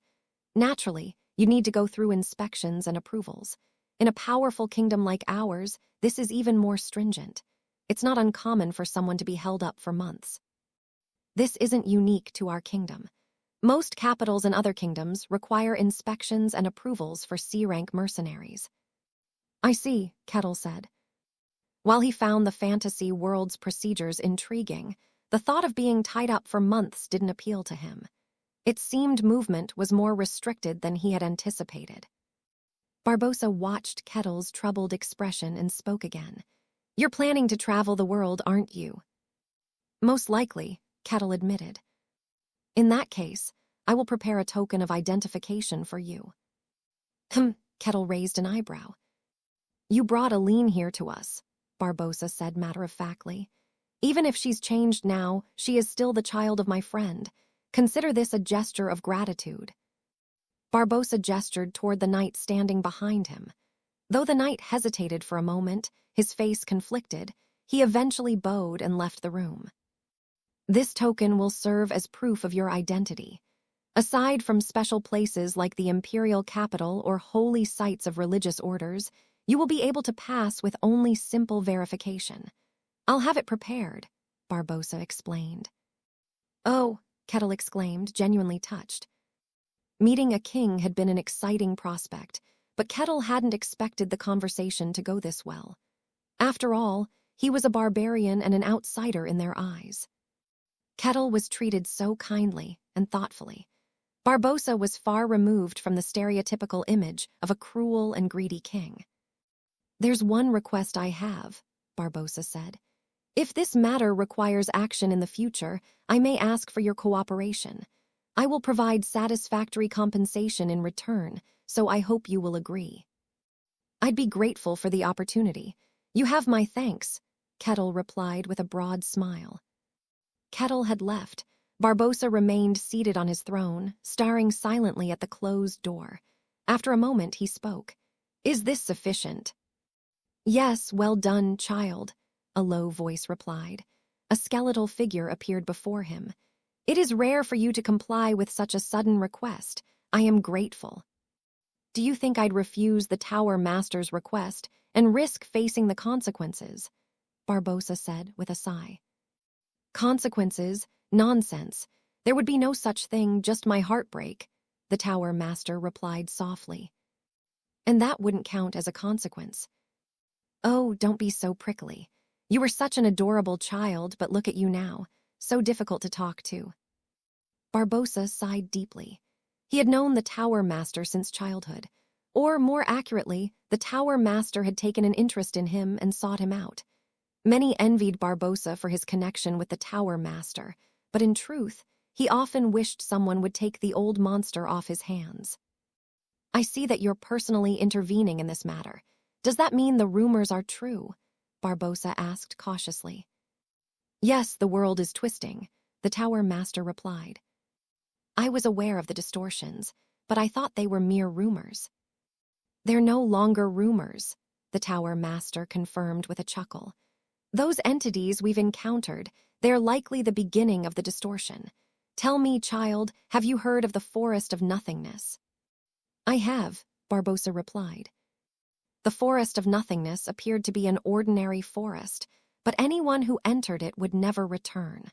Those who somehow managed to leave disappeared entirely the moment they did. It was one of the demon realms. Upon inspection, that forest has become an entirely normal forest. You can enter and leave without any issue, the Tower Master said. What? Barbossa's eyes widened in shock. I was surprised, so I checked other demon realms, but thankfully, only that one had changed. Still, we do not know when another door might open. That's troubling. The balance between the demon realms and reality is crumbling, the Tower Master murmured. And it's not just the demon realms. The demons, the gods, and other forces, everything is distorting. Even the seals holding the abomination at bay are weakening bit by bit. Abomination? Barbossa asked, startled. This is the first time I've heard of it. It's ancient history, so long ago that it's been forgotten. Only a handful of old-timers like myself still know of it. Even the Emperor may not be aware. And as for his true intentions, well, even I don't know what he's thinking, the Tower Master said, tapping his jaw. These distortions are emerging one by one. For now, the movements are minimal, likely restrained by some limitations. But regardless, none of these bode well for humanity.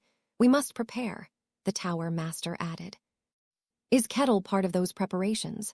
Barbossa asked. The Tower Master had suddenly appeared and asked Barbossa to treat Kettle kindly when he arrived. Kettle believed he had been granted entry thanks to Aline's insistence, but the truth was that the Tower Master had paved the way. Barbossa's expression grew puzzled. Is that barbarian really that important? I understand that he defeated Adamant, which makes him wield a similar strength as a transcendent, but those aren't exactly rare. I wouldn't think he'd be worth your attention. If you're only looking at the results, I can see why you'd think that, the Tower Master replied with a soft laugh.